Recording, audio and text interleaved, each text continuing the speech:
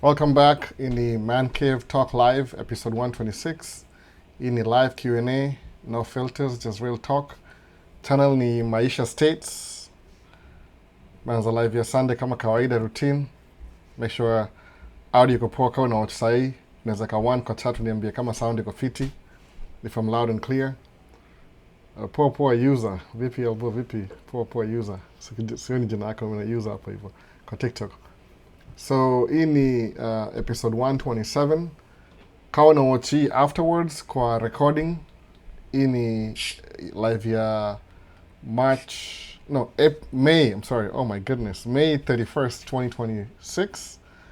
Kawa na watch recording itakuwa on a Friday. Ndio recording sasa. Recording ya the same episode. So kama kawaida, welcome back. Wala wasa wanakuja for the first time, kawa ni jui. Jina langu naitwa Albo, hiyo ndio jina mtaani.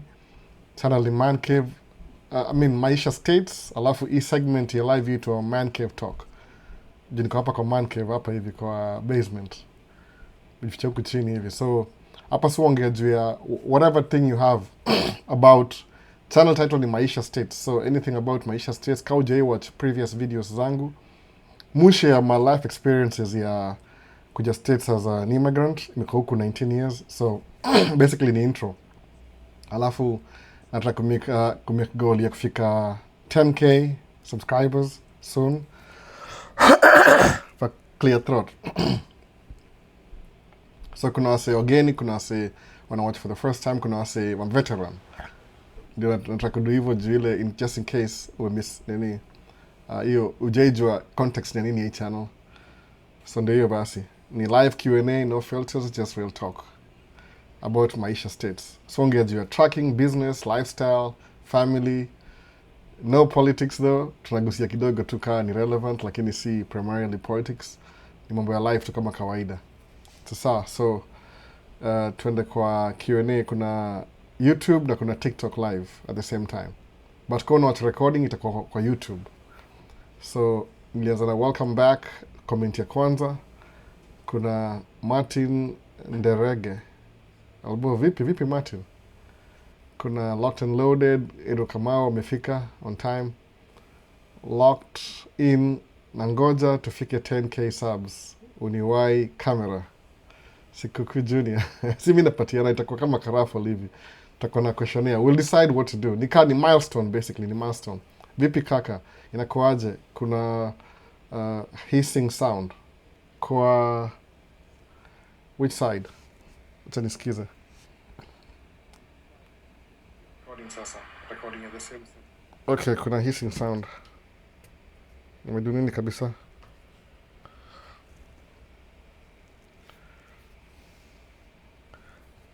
Nasikia kuna hissing sound. Niko hapa kwa Man Cave hapa hivi.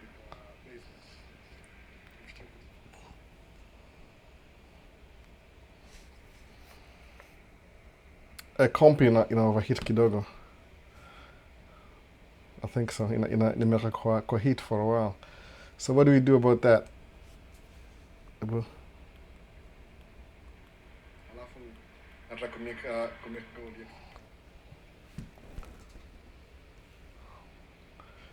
gold. Nimewasha comp for a while, so sijui taduaje kwa kuna hiyo hissing sound. Niko na heat up behind the comp, so I think ili overheat hiyo time nikitry kuheat up Man Cave. No, so itakatia, lakini kuna recording though, kuna recording. Kama unaweza, what do we do? Ni move heat on the side. Wacha nitry ku move heat on the side. Kuna heat iko hapa nyuma ya computer nini. How am I going to do this now? Nda walk around na hii. Kidogo tu. Nime overheat computer. Na walk away.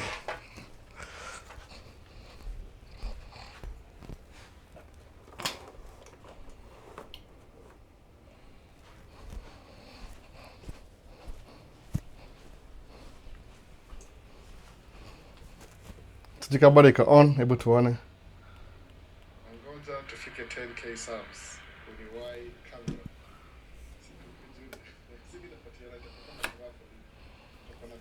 Taduaje na hissing sound. Inakatia wase sana. Compi came overheat, kanimwasha heat hapa ndani. Kuna baridi kiasi.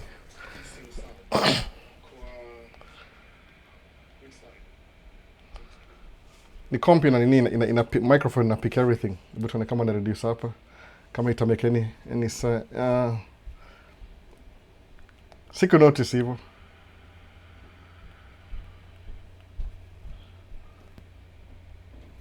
Ita cool down tu, nime turn heat away, so hopefully ita cool down tukiendelea. Sawa, so kuna nini? All the best sikukuu. Ni holiday. Oh man, you got holiday ama? June, wait, July. Yeah, ni holiday. Oh man, sahau. Si hatuna holiday hapa hivi. Ni June 1st, kesho ndio holiday. Ama vipi? Ndio hivyo, I think nimesahau Madaraka Day. Madaraka Day. Leo ni the last day of, so kesho ni Monday, kesho ni holiday. Completely nimesahau kabisa bana. Mko holiday huko hivyo. Hapa tuko holiday kawaida tu. Imefall on a Monday, so atutambuli hiyo ini kabisa, itambuliki hapa. So tutaendelea. Hopefully hii computer cool down kidogo juu ikema overheat. Imekuwa on for like an hour directly kwa heat ki face. So how's masamaje? Alesh collection, hi guys. Karibu sana Alesh. Kuna hissing sound nasikia kidogo, so comp overheat kidogo. So hope you're doing well. It's been a minute. How's your family, brother? They're doing good. Wako upstairs. I think school is out. Sahi walimaliza shule ilifungwa jana. So from beginning Monday, June, ni wako summer break for 3 months. So June, July, August. Wanarudi shule August. Maybe the last week of August, kitu kaa hiyo. But they're doing okay. Nimesahau holiday bana, nilimiss. So Albo, next year will mark 20 years. When you look back, has there been incidents in your own relatives, or incidents your own relatives doubted you that you could make it in the US? If so, tell us. But I don't really know much about honestly, Edward Kamau, my relatives, nikuja huku hivi US, kama nikitaka kufafanua. Sikuambia mtu, by the way, to be honest. Kwa sababu nikanimewin green card. The first time niliapply green card niliitwa ile fast, nilipata ile fast notification letter. Alafu I never got the second notification letter. So meaning that niza kunalia hivyo. You can overheat mbaya computer. Like a hot sun, like ita cool down too over time. So nilipata fast notification letter nikiapply green card for the first time.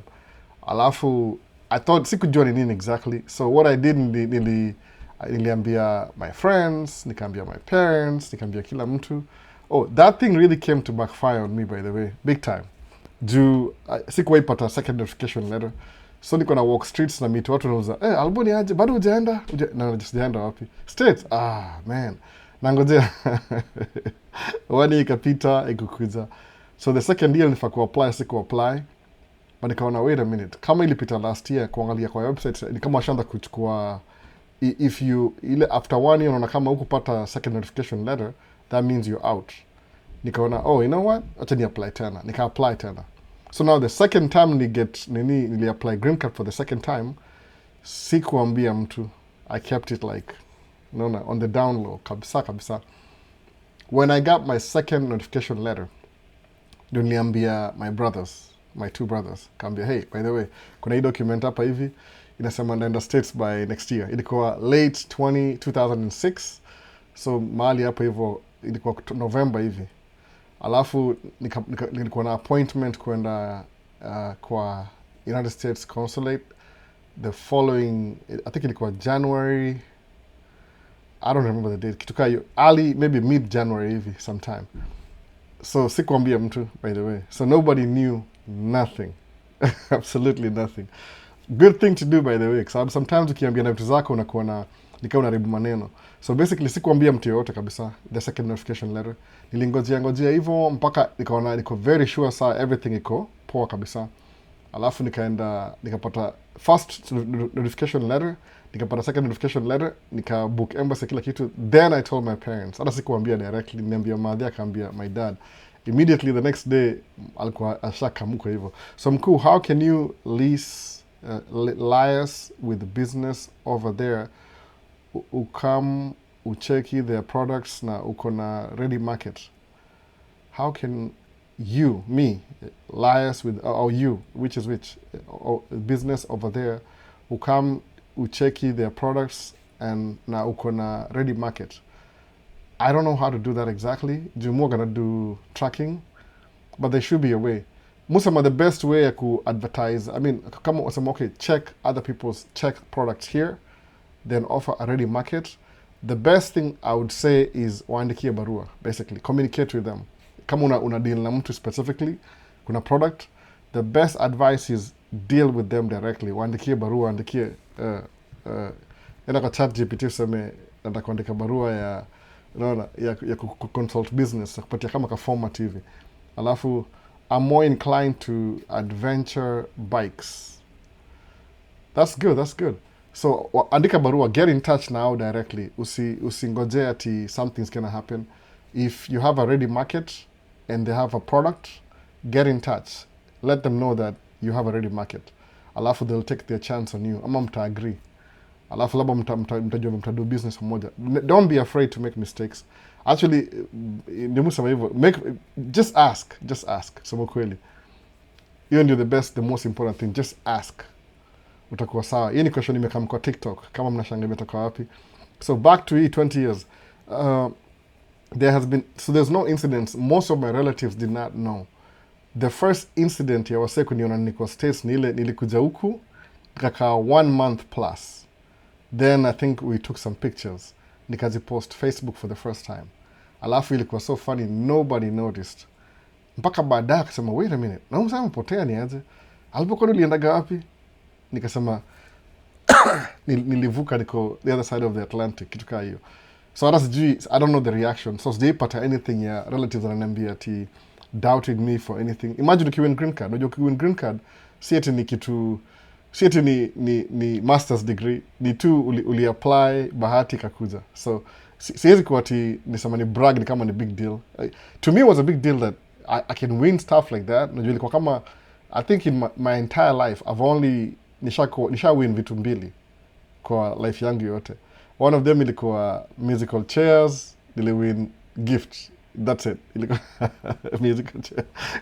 Ilikuwa baby shower kitika hiyo, I think so. No, ilikuwa pre-wedding or something like that. Sikumbuki poa. That's it. It's just 2 things. Alafu green card ilikuwa the second. Ile kuwin lotto, something a big deal, ili happen to once. Sijai kuwa naye once or twice. So that's about it. No. Sina anything else ya kusema ati I've ever won anything particularly big deal. Everything ni kawaida tu. No. So nobody knew. So sina Edward, unfortunately sina story yote ya my relatives.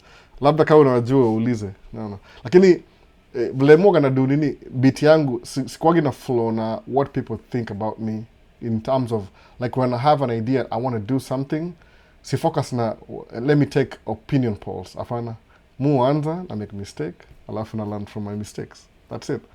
Kingoji ati opinion polls, somebody will give you like kama ile whatever the idea is. Alafu 9 times out of 10 ukiuliza mtu, hey, what do you think? Nataka kununua truck. Should I buy the truck or should I not buy the truck? Ukiuliza hiyo swali tu, by the way, if you ask them the question, 9 times out of 10 watakupatia kitu irrelevant. No. Itakuwa ile, they will sell you their fear. Why you should not do it. Na hiyo si poa sana kwako. It's not good for your health, your mental health. Juni kama you have an idea and instead of executing the idea, unauliza somebody who has never been in your situation before. The only thing they'll do ni watakudismiss. Kwa sababu kuna ile pia envy. Ni kama una open up yourself for doubt. Of course, if you're asking somebody else, it's like you're looking for approval, an acknowledgement. Lakini yeye akikuangalia anasema, wait a minute, umse anasema atakuanza business na tuko job na yeye. Alafu anauliza maoni yangu ni gani? Alafu ataniwacha? Hapana. Mwambie, business is not a good idea. You'll fail. Watu sawa hiyo kitu, but ni ile you're asking somebody who's never done that before. Hiyo ndio difference sasa. Ukiuliza somebody who has done that, atakwambia ni hivi na hivi na hivi. Utafail, lakini utasucceed baadaye. That's about it. Ukisema unangojea what somebody else thinks about your idea. Imagine, think about it logically, it doesn't even make any sense at all. Nikiwa unauliza mtu ajai walk the path you're walking through, how to get to the destination, na juu hata ako maybe anaenda hivi na unamuuliza unaenda hivi, maybe anaenda Nakuru na unaenda Mombasa, alafu namuuliza njia ya kwenda Mombasa ni gani? Fuata hii barabara. No, kitu kaa hiyo, it doesn't make any sense. So sikuambia relatives wote. So kuna Kairi Benitz, hi, sijui nani hiyo kabisa. Thanks Dero Travels. So nani mwingine hapa, kuna who summoned me, I don't even know who that is, by the way. So love your feet, thank you. What's my feet? I don't know what my feet is. Jody Wagner, hi, my name is Skylar. Man, uchumi inakupeleka huko, kupeleka aje huko? Uchumi ni mbaya, by the way, but mjua Mungu sikuwagi na complain. Musema kuna vitu ziko more, it's always a blessing. Mafuta ni expensive, so ni ile tu I'll keep doing what I'm doing. Siwezi sema ati anything to let down ama kitu yote. Mostly bado we have a roof over our head, tunakula every day. Naona budget ni tight, lakini tunakula tu every day, so it's one day at a time. Hiyo nga principle yangu always. Niliadapt after kuwa na anxiety for a long time. When you have anxiety, sometimes una learn to let go of anxiety. Nasema tu it's one day at a time. Mona kasa tuna work hard, mafuta ni expensive in a way, lakini walitupatia surcharge, so a little bit of that sijaiona bado juu sijalipo bado, so basically utaiona kikuja ya mafuta ina save at least maybe $1 or something like that. So overall, but nashukuru, always grateful. Ukiamka asubuhi una breathe, that's all you need. Unneed vitu mob sana, so mimi nashukuru tu kabisa. So kuna nini, vipi, how's your Sunday going? Checking in from our man cave session. Michael Chieng, it's going great. I forgot tomorrow is a holiday, completely forgot. Unajua ile ukiishi mbali kama uko diaspora unasahau vitu zina connect na, lakini niko najua kitu, but tomorrow ningesema wait a minute, hii ni 1st June, Madaraka Day. So sorry to ask you this, unaweza semaje story ya Kenya hosting Ebola patients? If ni tight for you to talk about it, don't talk about it. It's okay. Not a good idea. Not a good idea, by the way. Overall, to my opinion, if because something that happened, everything in happen. I mean, I don't really agree with that. Ni gonjwa deadly. Kama kuna Mkenya ameget hiyo gonjwa, sawa, ni Mkenya. Lakini kama ni si Mkenya, ni a different story. So no comments kwa hiyo sana. Albert, what's the best way to come to America? Hassan Waisa. So shakambia, the best way kama sahi, okay, ukikuja kama na C1D utakamkudu job huko hivi kwa cruise ship. Utakuwa ile transit visa, ndio hiyo C1D. Kama ule best yetu aitwa Duke of V10, anafanya kwa cruise ship. You operate from California to Mexico on a weekly basis, alisema hivyo. So the best way is always whatever fits your whatever you want in life. Kama uko na watoi na wife na nini, maybe job itakuwa appropriate. Kama uko you need to do further your studies, kuja kama student. If you need to it depends on how the best way. I don't know the best way, but kuna mingi tushaongea before. Nina happen, somebody's destroying everything. I think he's my little one. My goodness. Wacha niulize. So kila kitu sijui nina happen hapa. Mtu amekasirika.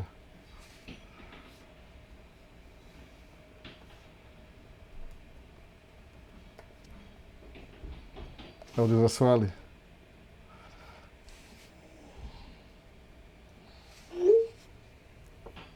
Atuma message. So basically ndio hiyo bana. So come States, green card iko paused bado, wajaifungua bado. I think iko limit kwa watu kadhaa, lakini overall kabisa ni story na where are you in life. Unataka kusoma ku advance your education, sawa, apply for nini tuaje, kama F1 Musema come ku visit though. Najua ni hard, watu wamekuwa discouraged because hata sema kuna hizi numbers za World Cup zinakaa ni kama inaitwaje, ni kama zinakaa kama aziko poor sana kwa economy.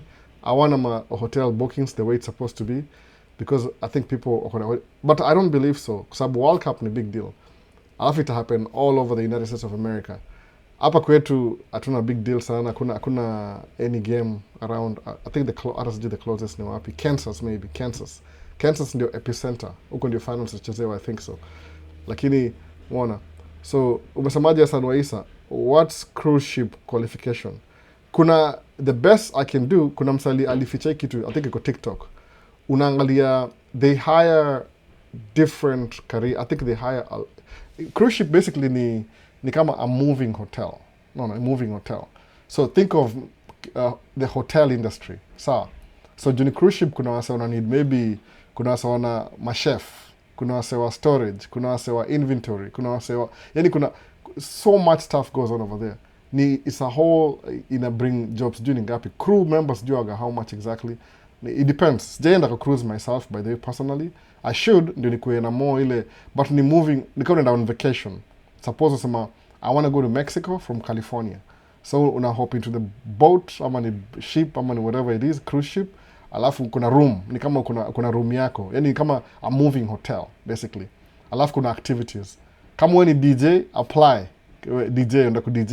I'm not kidding by the way. Kuna DJ jobs.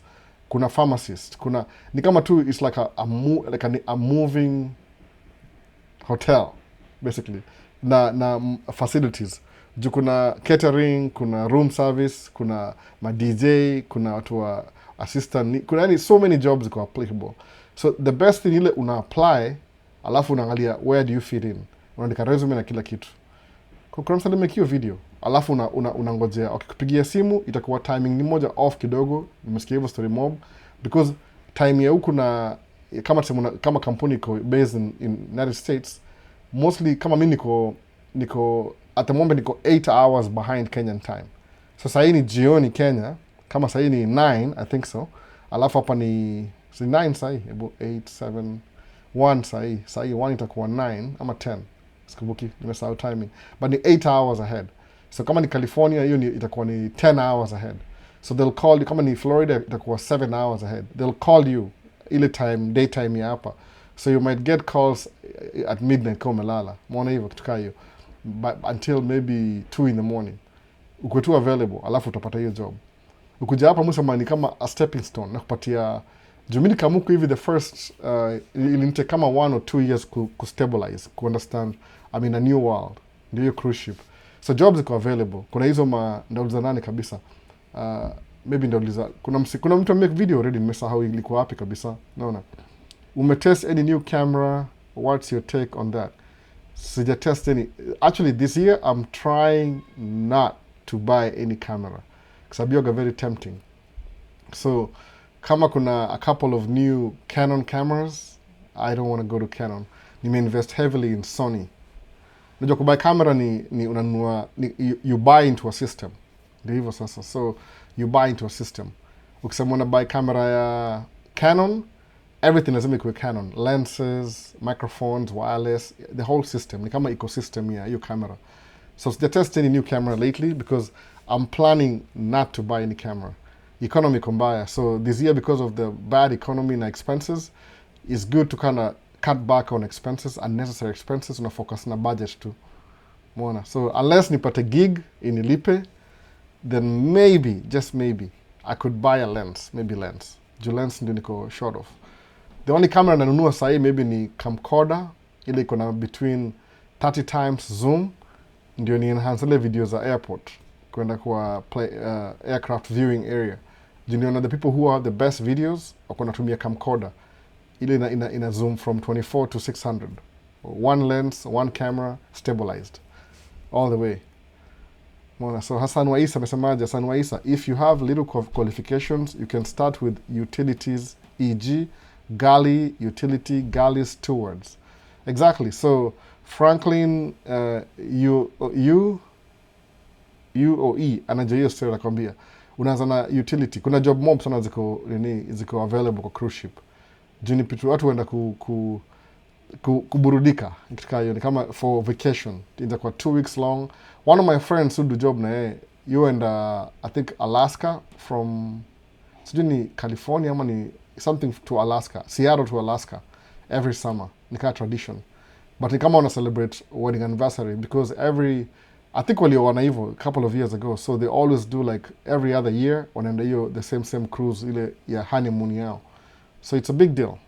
Afu kuna msadificha hiyo story, I think ni Mkenya Marekani ama ni Mkenya Marekani alikuwa aficha hiyo story ya cruise ship, ana interview watu huko Seattle, I think so. Nimesahau hiyo video, but ikipanda hii link kwa hii live kwa comment section after hii live, na hii link hapo chini. So anything else? Tumekuwa slow siku hizi, hakunanga wase wengi sana. Nimesahau kuna holiday though, kulikuwa na holiday kwa nini, kwa kesho. I completely miss kabisa. Like, I'm very preoccupied siku hizi. Tumekuwa busy lately lakini catch up. Hata video niko slow kidogo kupost. Hata sikupost ya TikTok bado. So swali lingine, cruise ship, sina information mob sana nini ya cruise ship. I'm trying to build on that. No. Kuna any other question? Ama ni pick topic. It's been long since the pick topic. Ya kuongea. Mungu jawase waseme what they want to talk about. But kama kuna neza pick topic tuanze sasa. Umeona? Kama ita make sense. Juu kuna story niko naulizwa na msee last week. Niko naongea hiyo story. Yeah, exactly how like ile ukido business. Nda plan kumake video moja ya nini ya kama ile ina describe in details, ile ku break down. Juu si kitu ya kila mtu anataka kujua how much money una make kwa tracking exactly, like uki break down into small pieces.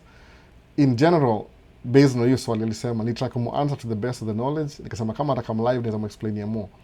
So tracking ni vile nilisema last week, naweza try ku tie down hizo story mbili.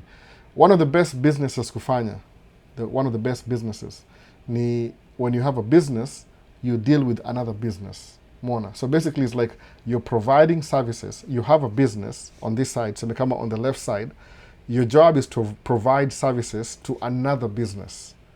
Why is that important? You're gonna more stability than kudil na individuals. Sababu kudil na individuals, you're relying on having a good product that will attract your prospective customers. Mwana hivyo sasa kama una offer services.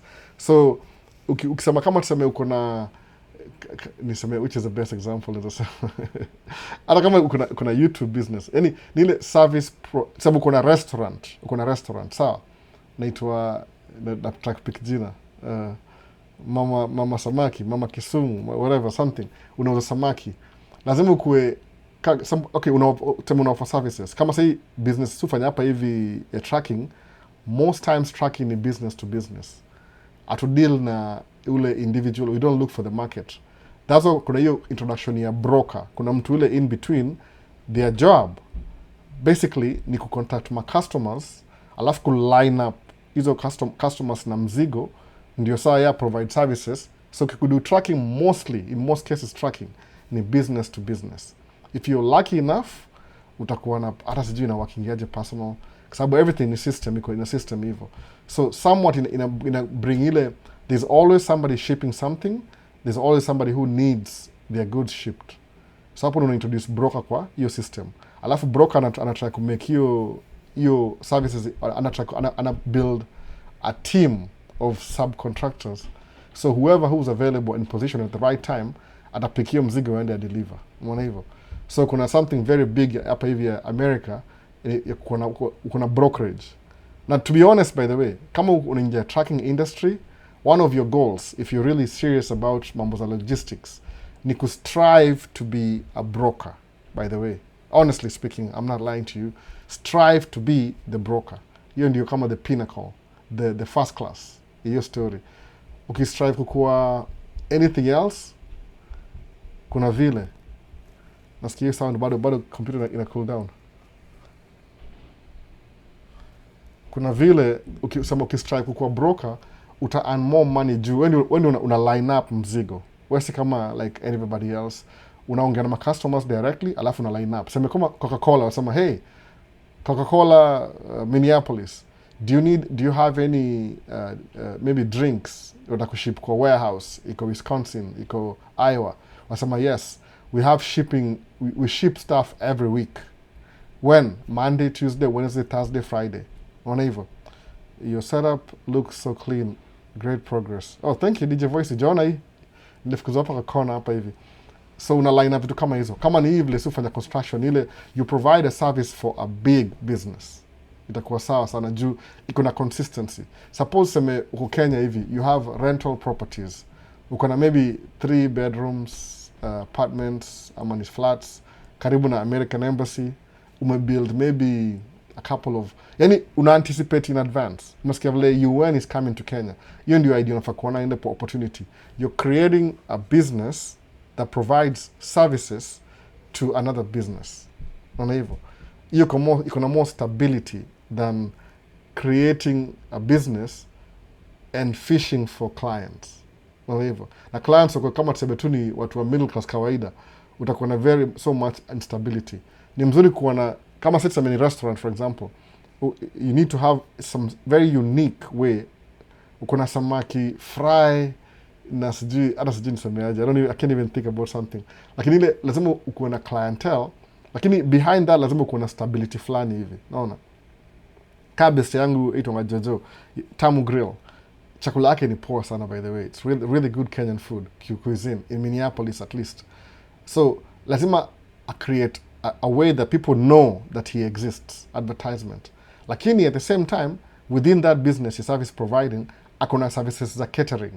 Suppose ukona graduation, you need nyama choma, ukona chapati, ukona atakupikia. Mtaongea mdecide, when do you want me to deliver? Atako deliver everything moto kabisa. Kama tuseme, I want my ceremony ikuwe at 3 p.m. on Sunday, May 31st. Unibring a dish by 3 p.m. Alafu we cater for a while, serve kila kitu. It depends. If you just want food, alafu aende, you can do that too. If you want them to show up, wasavu wase, itakuwa extra cost. So it's a service within a service. That's one of the best business ku run in a way. So in our case, sasa tracking ni hivi. Mu work na construction companies. Lakini si wote kabisa kwa sababu kuna some of them they can't keep us as busy as we want them to. So go through broker. Brokerage sana ana line up mzigo. Anaambia wase, when do you need work? Asema we want to track for 3 months, June, July, August. Okay, how many hours a day? As much as possible. How many projects do you have? Alafu wana line up. So that level ya management, that's what you want to strive to be in that kama kwa hii business. Juu isa hii yetu kama ni tracking for example, profit yetu yoga ni kama tuseme, naweza sema depending on your circumstances. Based hiyo swali nilizote ni gross ama ni net. Vile mujua ni ile sijui over the road because when I was driving over the road nilikuwa driver. So I was part of somebody's management. Ilikuwa, so hapa construction, suppose kuseme ukianza leo, uko na umenunua truck, umeanza business, uko na mafuta ni expensive, uko na insurance, lazima uweke money, a little bit of money on the business end ya daily operations. Hiyo ni ile truck maintenance, vitu kaa hizo. Utaget kama whatever money you make, utamake profit ya kama 30%. Naona, hiyo ni itabaki 30%. Depending on your case by the way. Naonge ile kama tuseme you have all the payments kwa mtu anaanza leo. Profit ni kama 30%. So kisema ati you can make 10,000 a month kwa tracking. Ama nisema you can make 20,000 a month. The one that the business, ile profit yako kwa hiyo business yote, itakuwa 30%. Depending on your circumstances. Sijui ni gani. Kwa sababu you might have like maybe a track payment. Ama kama una track payment, una track paid off, maybe uliomba loan ya ile initial capital ya kuanza business. Utakuwa na some loans. So from you 30% ndio lazima ulearn kuimanage. Na hiyo 30% naongea hivyo after ushalipa dereva by the way. If you're the one driving, you still have to pay yourself kama dereva. Alafu ndio business iko ile una separate the two incomes. Business na kapande hii, alafu personal na kapande hii. Usiwahi mix the two because ukimix that's when you end up getting in trouble. So unajua, to be honest kabisa, ile nikisema caveat, nitoka tu nje kidogo from hii discussion. The first time utamake pesa ujaizo ya kumake, mimi sikudanganyi, hata mimi liko hivyo, itakuchanganisha akili. no. Kama hujai kuwa prepared nayo, suppose seme kama nilikuwa na doing I used to work like 2 jobs. Moja ni 8 hours, alafu ingine ni kama 6 hours daily, by the way, daily. Na the job 6 asubuhi mpaka 2 nachukua break 3 4 naingia place 4 5 6 7 8 9 10. Hiyo ni every day, Monday, Tuesday, Wednesday, Thursday, Friday. Alafu on Sunday tena nafanya between 2 to 10, ndio ni keep ilikuwa minimum 20 hours a week. Nikaona hiyo iwezekani, nikaiswitch kwa kama Monday, Wednesday, Friday, Sunday, Tuesday, Thursday, Sunday. Sawa. Still nikarealize okay, it sounds good in the beginning, lakini ukiangalia rate yangu ya payment ilikuwa couple of years, 19 years ago, ilikuwa $7 an hour job moja. Alafu ingine ilikuwa somewhat fair, ilikuwa $12.75. So ilikuwa big deal kwangu, $12.75. So na making kama 400 a week, tuseme 1,000 in 2 weeks. So ni kama 2,000 a month. Naona. But hiyo ilikuwa entry level. No, I just got started. It's raining. So naona, so inakuwa hivyo. So una decide which way you're gonna go. So kuanza ku drive truck in the beginning nilikuwa sina experience. When you don't have experience, autengenezi, you don't make a lot, you build sababu people will trust you with their load. Sasa zile uko na inaitwaje, kama uko na experience ile, they want to make sure that ukipoa mzigo utaifikisha on time. Maybe kuna hauna, sababu ile time ina prove your efficiency. Kama sawa angalianga wakulizanga swali ya kwanza, it's been a while since ni apply job, but the last ni try to apply job last winter this year, actually early this year. How long have you been driving? Hiyo ndio first ile longevity. Alafu sasema 5 years. Alafu the next question, ile follow up question, after 5 years, have you been involved in any accident the last 3 years? You know what they're asking, right? Watakuangalia ile record yako iko gani kabisa, ile umesema 5 years. So okay, to assume kama the first 2 years ulikuwa uko orientation ama you're trying to learn. So have you had any accidents the last 3 years? Ukisema no, sawa watandika no. But they have to go run a background check and make sure uko clean kabisa. Mwana vile ina work out saa ile. So ile, the more na stay unaka in a place na consistent, the more ina build your credit over time. Mwana hivyo sasa. So if you've been driving for 5 years na hauna any accidents, that means you're a safe driver. Meaning even your insurance rate itakuwa cheaper. Mwana hivyo. Sababu wewe si risky. Yani based on your past history, ina show kuna consistency na safety. Because if you had any record, itaonekana kwa record, background check. Kuna watu kwa background check wanaangalia kwa, background check ni very simple. Wanaangalia, okay, let's look at Albert, okay, sasa he's been driving for 5 years, okay. Wanaangalia kwa system authorities kama kuna any reported incident the last 5 years. Waki-inquire your record, it comes back empty, that means you have a clean record. That's pretty much what it is. So after some time, ukianza, things could be expensive. By the way, it's true. Lakini unaangalia hivi, ukianza business hiki utaanza leo alafu itaisha kesho. Ni kama yani, it's a short term thing. Whereas a business say 20 years from now is still running. Lakini ile initially, ile the first 2-3 years, awasema most businesses izo prove kama zitaendelea ama die between the first and the third year. Ikisurvive the third year, ifike mpaka 5th year, hiyo kuna chances, kuna life itaendelea past that. Alafu mostly kama wewe unaanza ni kama startup, itakuwa challenge once umepita your 3 year mark na bado una survive. That means yani record yako iko healthy. You'll go, itaenda mbali kuliko mali imekwamia. Wacha ni pause kidogo na maswali zimekam. Sijui kama ziko na history tuone. Albo, as far as your hauling career is concerned, which company has tried to sign you in the past on contract? As an employee, sometimes. Okay, when I first started in the apply kwa one of the most prestigious companies, by the way, ile elite, ni kama FedEx, UPS, wakona matruck pia, by the way. Wakona ile, yani, it's a FedEx yoga ni kama ikona, sijui ni 5 companies in one. Kuna FedEx Land, kuna FedEx Freight, kuna FedEx Air, I'm just guessing the names, but ile tu kuna ile ya ndege wana fly, kuna wale wana deliver kwa door to door, kuna wale wana move things from one warehouse to another house. So it's one of the most promising careers. Kama one of my cousins amekuwa FedEx over 20 years plus, I think 24 years. Iko na good benefits. Kama uko na good record now, you can earn a really decent income as a driver, by the way, as a driver. Utakuwa very good income.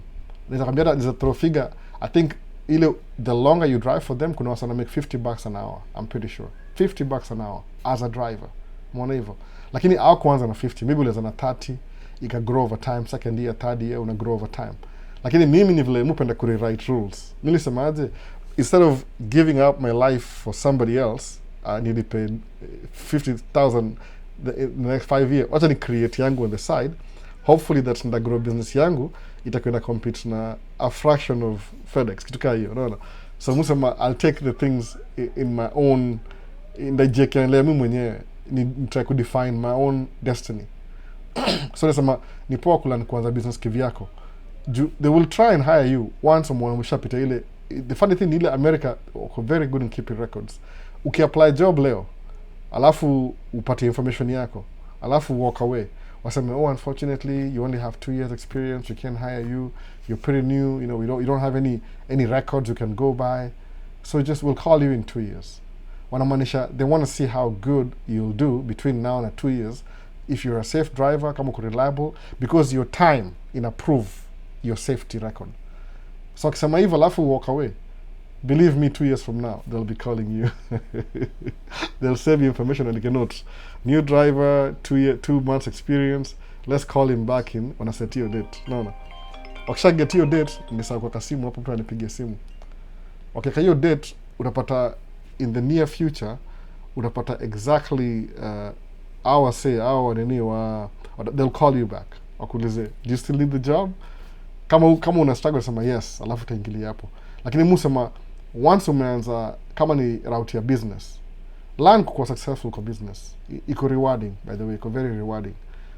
Na usiniangalie mimi useme ati ndaangalia kalbo, kama unajua vitu, it doesn't matter what I do. Unaona, kumbuka wewe ukianza story ya business, that's your own path to travel. Has nothing to do with me.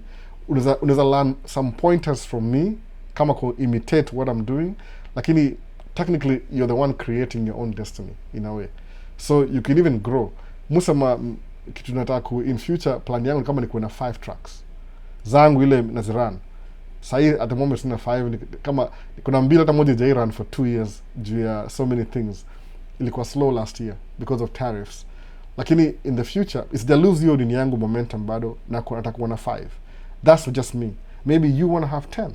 Na believe me, ukiwa na 10 trucks, chances are you won't be driving anymore. Juu utakuwa na ile obligation yako ya kumanage, itakuwa you'll have more responsibility ya managing the fleet than actually driving. So the more una grow, the more unakuwa more manager than driving. But it depends on what you want to do in your life. Hiyo siwezi kuambia. You're creating your own destiny in your own way. Mwana hivyo. So next ni gani hapa? Kuna hi bro, you are from Aruk Pig. Where am I from? I'm from the NBA. Sijui nani anauliza anyway. Probably somebody new. So Jose Moha, hi Albo Popo, Jose niaje. So kuna nani, what's the best way to avoid broker in the trucking industry? There's no way. I'll be honest with you, Hassan wa Isa. There's no way. Like ikianza, the contractor won't even work with you unless ukuna nivi. The only way, okay, I mean some there's no way manishi naongea from the context of as a beginner. But if to avoid the contractor, you could build your own fleet. That's it. No, that's it. Which is, if you have the money and the resources, totally. Suppose you run fleet here 30 trucks. Do you really need a broker? No, you don't. Actually, hire a broker within your company ya kumanage trucks zako na za watu wengine. Because the more trucks you have, the more they take you seriously. Utapewa ile yani utapewa ile priority. Kama sa construction companies asudil now, au sema hivi, hii ndio dini yao walisema kabisa. I called about 4 years ago. Walisema, oh, so you have a truck here. What kind of work? Oh, they deliver, gravel, sand, any materials for construction. Neza beba rubble. Ndio akasema unfortunately job zetu hizo waga big projects, alafu au need kama in a day standard 10 trucks a day. Do you have 10 trucks? Naambia no, right now I have one. Akaniambia oh no, we already have a broker that we work with. Who? Akaniambia majina, najua broker wote. Nikamuuliza so what can I do ndio niwafanya nini directly, because of course broker hiyo chukua ile fee yake, kuna percentage anakula percentage yake kwa hiyo cut ya analipo. Akisema the problem ni ile au enda for convenience. Sijui kama nilisema kitu ama sijasema bado, nimesema ama sijasema kwa live ama kwa video, sikumbuki nilisema wapi. Kuna kitu very specific. Suppose kuna job moja project ya barabara na ni freeway, wana shut down highway for the weekend. Highway itafungua Friday evening all the way Friday night, Saturday the whole day, Saturday night, Sunday the whole day, Sunday night. By Monday morning wanafungua. So meaning these guys wakona which ina happen very frequently as we speak. Kuna highways mefungwa for the weekend because they are resurfacing, ile wana try ku improve ile nini, wana resurfacing inaitwa hivyo, repaving. So they can do that kama traffic iko heavy. So what I try to do as much as possible on Friday, wa pave on Saturday, ndio by Monday kwa dry up, wasinterfere na traffic ya watu wanaenda job. Juu basically kwenda job Monday through Friday is what runs the economy. So these guys will need maybe 10 trucks usiku, 10 trucks mchana, 10 trucks usiku, 10 trucks mchana. So they need people who are available immediately. Kama una truck moja itakuwa liability kwa nini? Because wakona time crunch. They have to shut down the highway from here to here. So whatever projected time hiyo period, they have to maximize wafanye hiyo kazi as quick as possible before Monday morning. Una hiyo nile na work hivyo. So akaniambia you need a minimum of 5 trucks to work with us. But 5 trucks ni ile guarantee kuna 5 trucks hapa liwe liwalo. Then you control ama you have access to another 10 trucks. Whatever. Technically alsemaje, what they mean ni hivi, you need a fleet, your own fleet. They want to make one phone call and 10 trucks show up tomorrow. They don't want to make 10 phone calls for 10 different trucks. Itakuwa too much dealing. So they'd rather make one check kwa mtu mmoja, I provide 10 trucks. Nile wana outsource your job because their main job si transportation ni construction.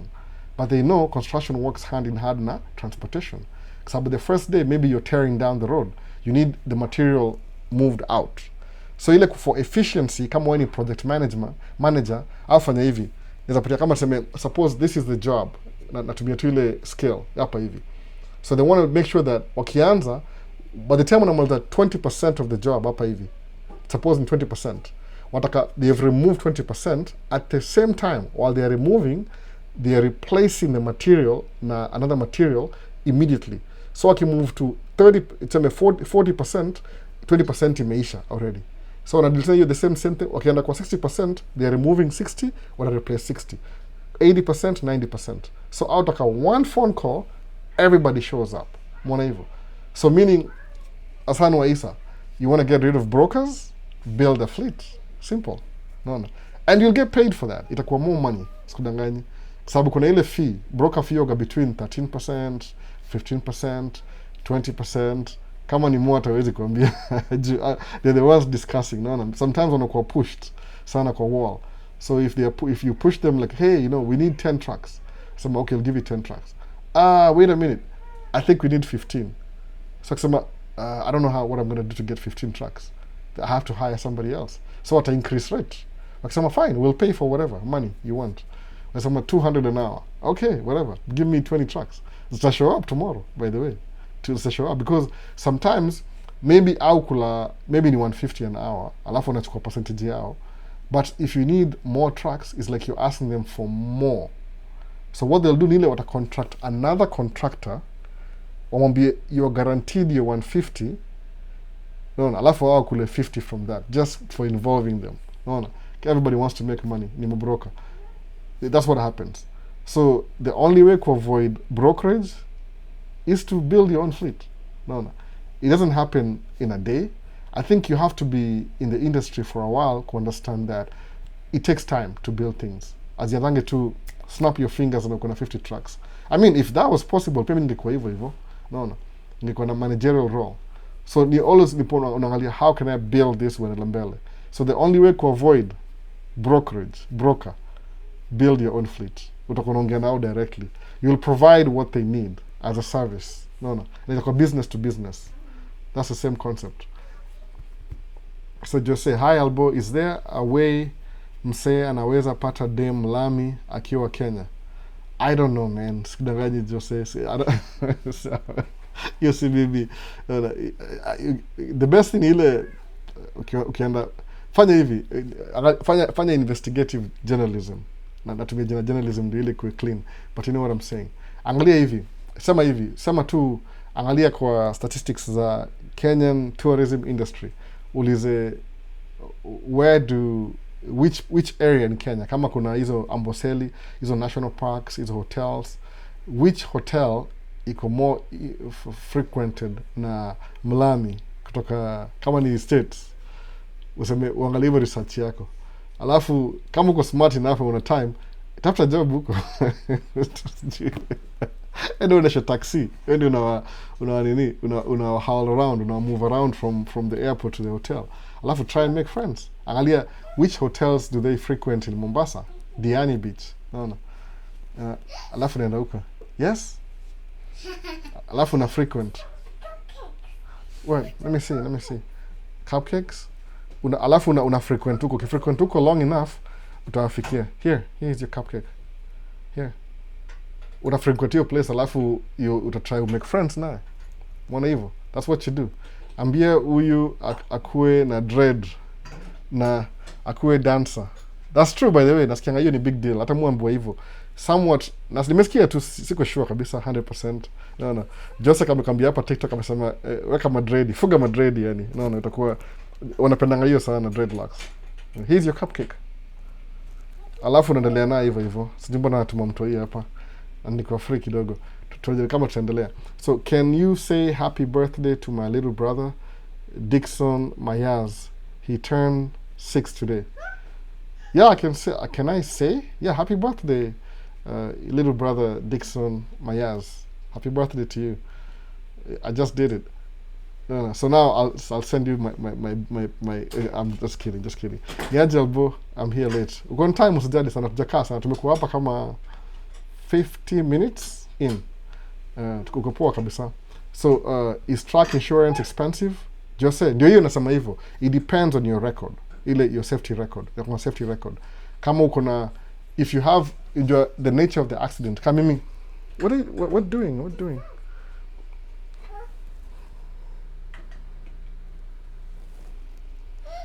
Okay, come on. On this side. Where's mommy? Go find mommy. Careful. What? Here's cupcake. Go find mommy. I've only been here for an hour. Can you please get her? I'm trying to finish up. Yeah. So insurance depends on your driving record. Kama kuna accident specifically au angalia. Kama even nilikuwa mgeni, I was new, my first few weeks, nilikuwa drive, ilikuwa winter. Sijai drive winter in my life. Just get her, go upstairs. These things are heavy. She'll get hurt. Why are they over there? I try to hide them. I just try to really hide them over here. So ilikuwa hivyo. So nilikuwa drive the first few months na drive kwa black ice. Nikapata accident. Lakini kwa record yangu ilikuwa sema kama reckless operation of motor vehicle. Imagine kwa record yangu ya driving. Na mimi ni mgeni. So the first 3 years ya career yangu ya kudrive, every time unaangalia record yangu, hiyo ina pop up. So what does that say to them? Meaning high risk. So kama uko high risk, utapay more in insurance, by the way. Ama tuseme gari yako imekuwa ama hata kama si wewe, una run truck fulani iko ina frequent accidents all the time. No. Poa deno ni aje. So fanyanga hivyo, unakuwa na ile ukiangalia the past 5 years una running fleet yako kama tuseme ya 10 trucks, accidents zako zina happen every month or so. It shows a lot about you, safety record. So insurance you go na hiyo unaangalianga tu the better the cleaner your kama mimi drive to speed limit musema hata staki story mob no ukiona msana kukaribia anakucut off kwa traffic una slow down na wacha aende it's not worth it you few seconds hivi is a record yangu past record ya sijui how many years your safety record una kitu kama hiyo. So insurance it depends on your driving record. Niko Canada na sijui msee huanzia wapi story ya PR. PR ni nini? P ama kumaliza sentence PR. So hiyo ndio depends. Kama siwezi kwambia siwezi transfer yangu ni yangu, yako ni yako. Unaona? Let's talk about savings na what percentage of one's income should go into savings. Silas Buruki, si lazima nasema hivyo, hebu tuone PR or permanent residency. Deno siishi Canada, siwezi kwambia, labda utafuta mtu anajua hiyo story poa. Mimi sijui poa. Sikudanganya, Canada sijui. Mimi naishi States, United States. Ya hapa najua, juu nime go through the whole process, lakini ya Canada sijui. You have to ask somebody. Mara mob tafuta kama ujui mtu, enda online, tafuta immigration lawyer Canada.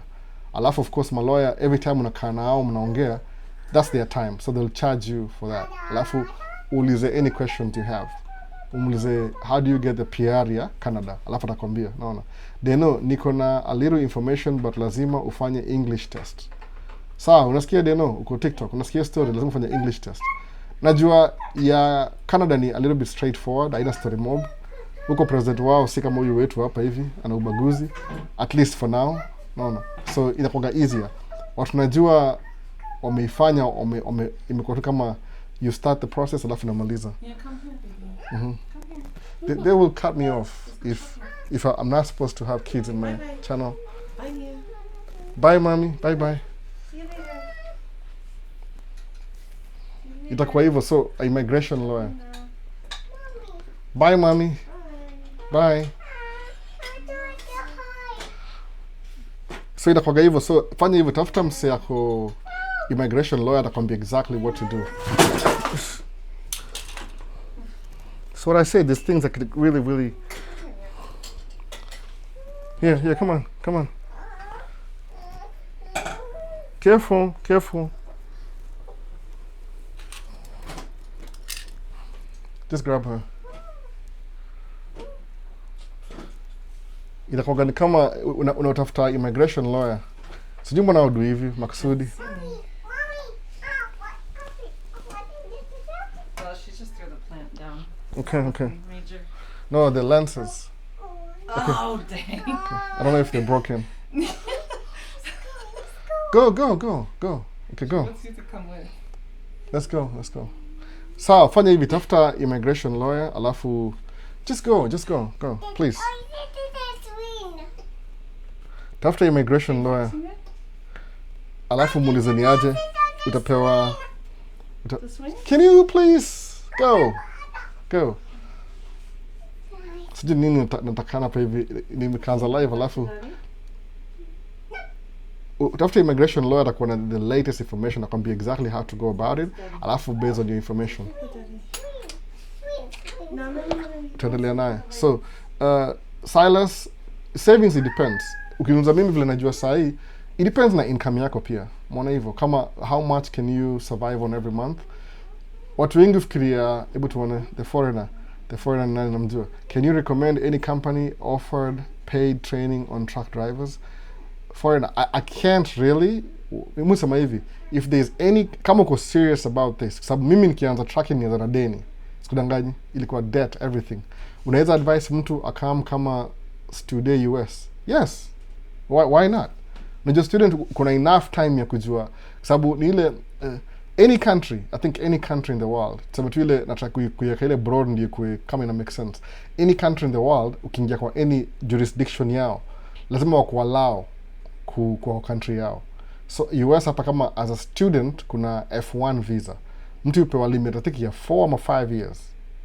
4-5 years in a place, if you're going to school, inakuwa home, utakuwa more familiar. Suppose sema kuje kusoma huku States for 4-5 years. Unakuwa, unaona, kuna video ina play kwa background. Particularly kama nini? Sijui mbona watu hivi maksudi. Kuna delay. Sijui kama everything go off. Na try to monitor tu kwa nini kwa computer. So inakuwa hivi, unapoa permission, inakugrant ile kama tuseme we allow you to come study in our jurisdiction.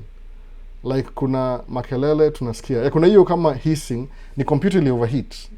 Nimetry kuheat hii room before nianze. Kuna baridi sana leo by the way. Kuna a little bit of chilly weather. Kuna rain nje. So nimeka heat ina face computer directly. So when I walked away kurudi, computer ime overheat. So it's really trying to cool itself down. Ili overheat. Ilikuwa directly to the computer.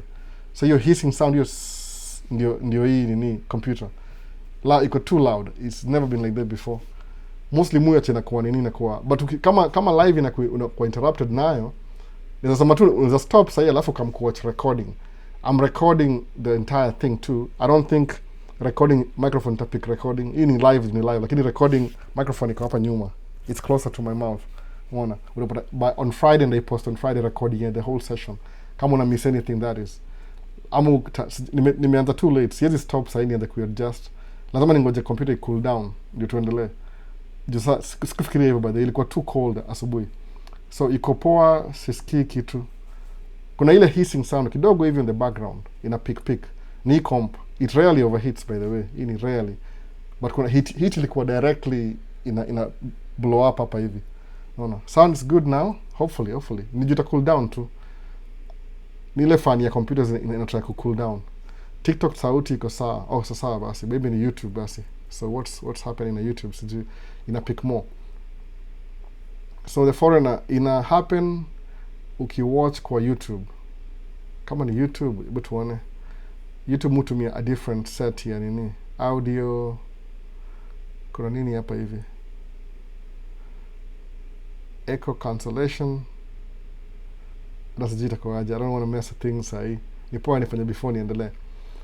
So ndio hiyo sasa. So kama ni immigration na uko unataka mambo ya PR, tafuta immigration lawyer.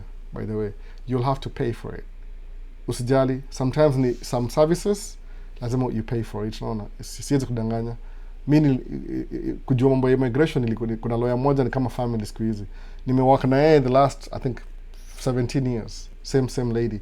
Hata sasa alikuwa partner kwa hiyo law firm. Sasa ali branch out yuko kivyake sasa ali move out. Kila mtu mumrefer huko. Ni ile tu unapata they have the latest information on how to go about everything.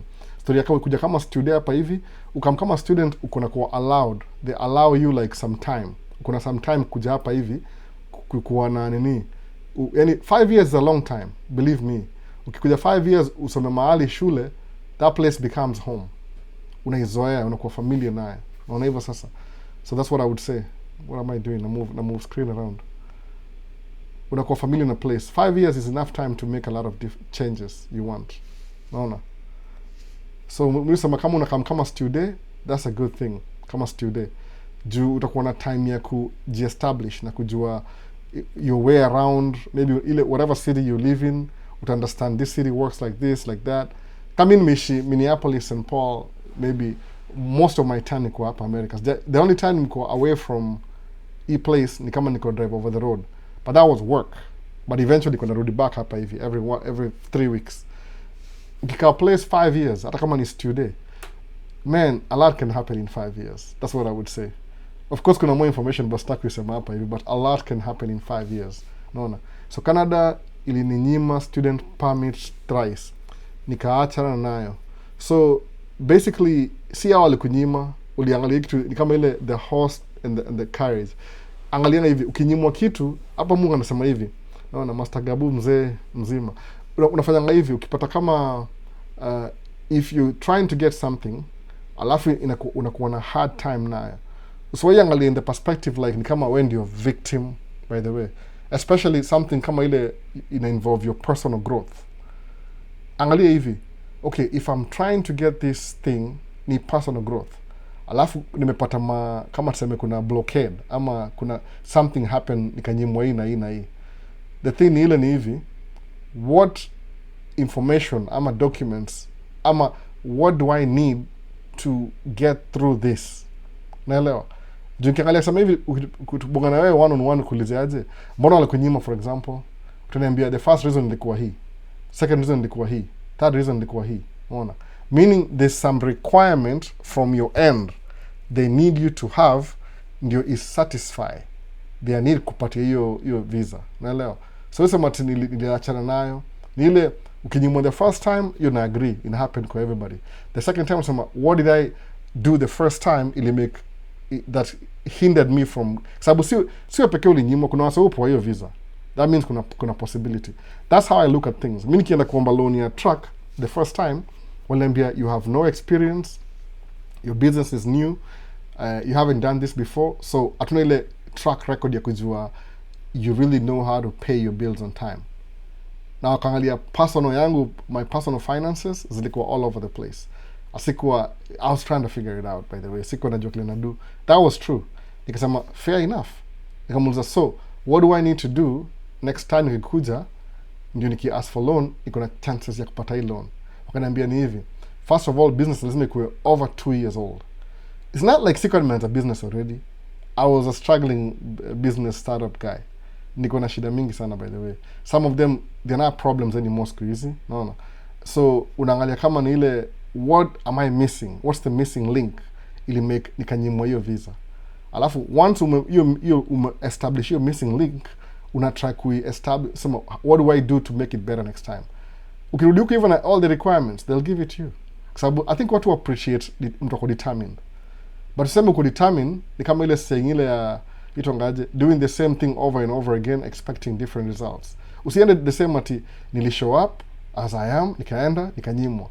Did you change anything? Uliangalia notes why kwa sababu it's not their any nasemaje kama which is the best way na I think na kizungu na try to translate ni ile si to their best interest kukunyima wewe visa kwa sababu I'm telling you the truth, maybe mimi nakwambia kweli kama encouragement na kila kitu, they need you more than you need them.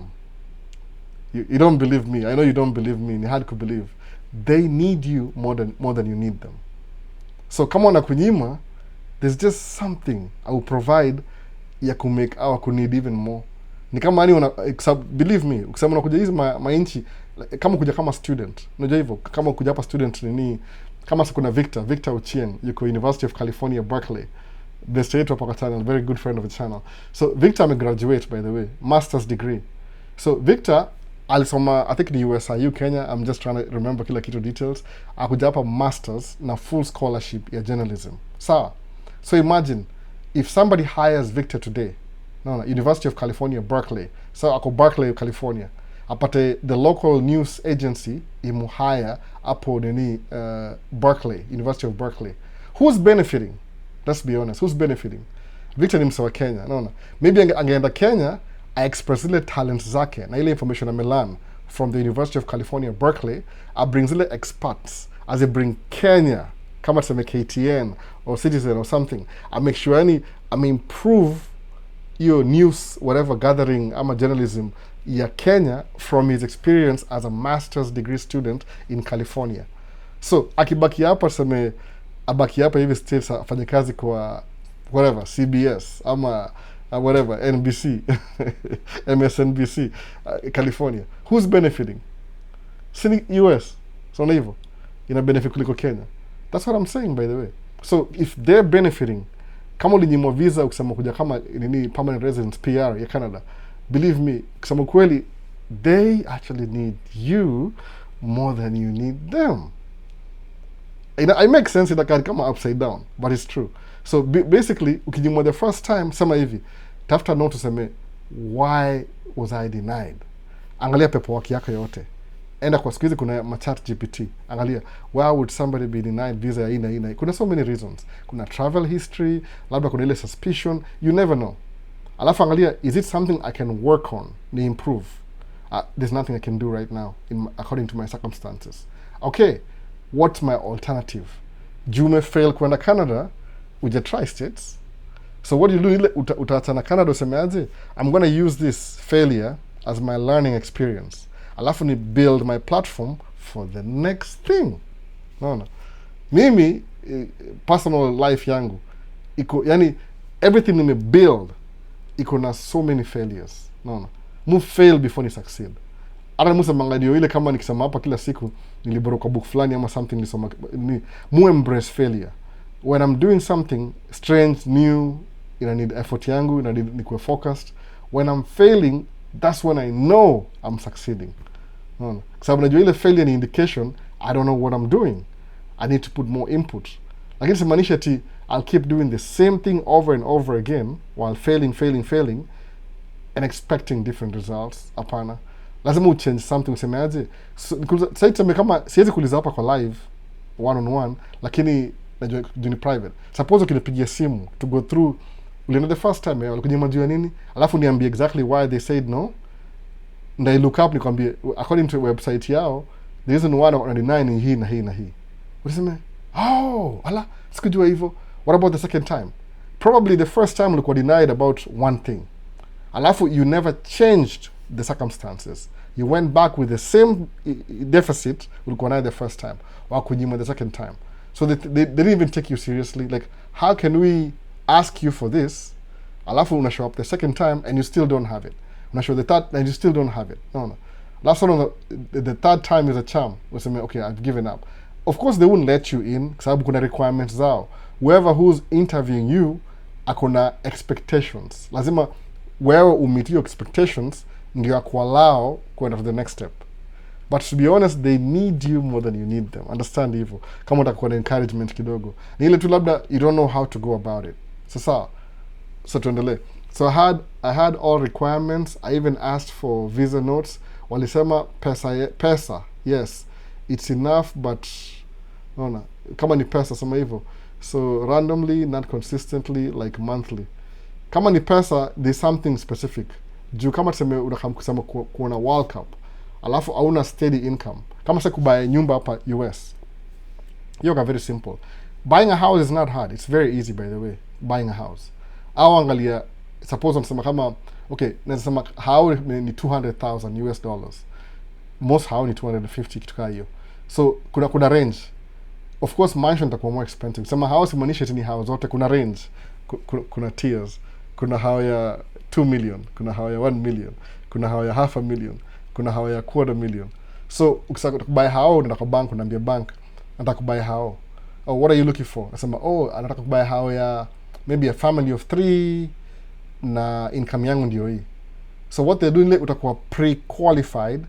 Nakwambia according to your income, your finances, maybe and your spouse and your kids, ni wawili hivyo. Yani states iko segregated in a way. Like you only buy a house that you can afford, by the way. That's it. Hakuna ngasiri. So nile income level yako ni gani? You'll only afford a house you can afford. I mean, you buy a house you can afford. Sababu nakwambiaje, you've been pre-qualified for 400,000.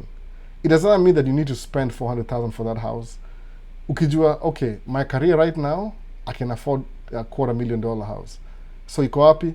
Iko tu ni about moja middle class, mahali, how maybe ni 30-year-old, house hapa ni mzee by the way, kaujui. Alafu kwambia, okay sawa, you've been pre-qualified. Utafute realtor, muwak na yeye, uongee na bank, closing, muagree, mclose, bank upatie check, upatie realtor, upatie mwenyewe, mduma transaction, ile fee, kila kitu, upewe key.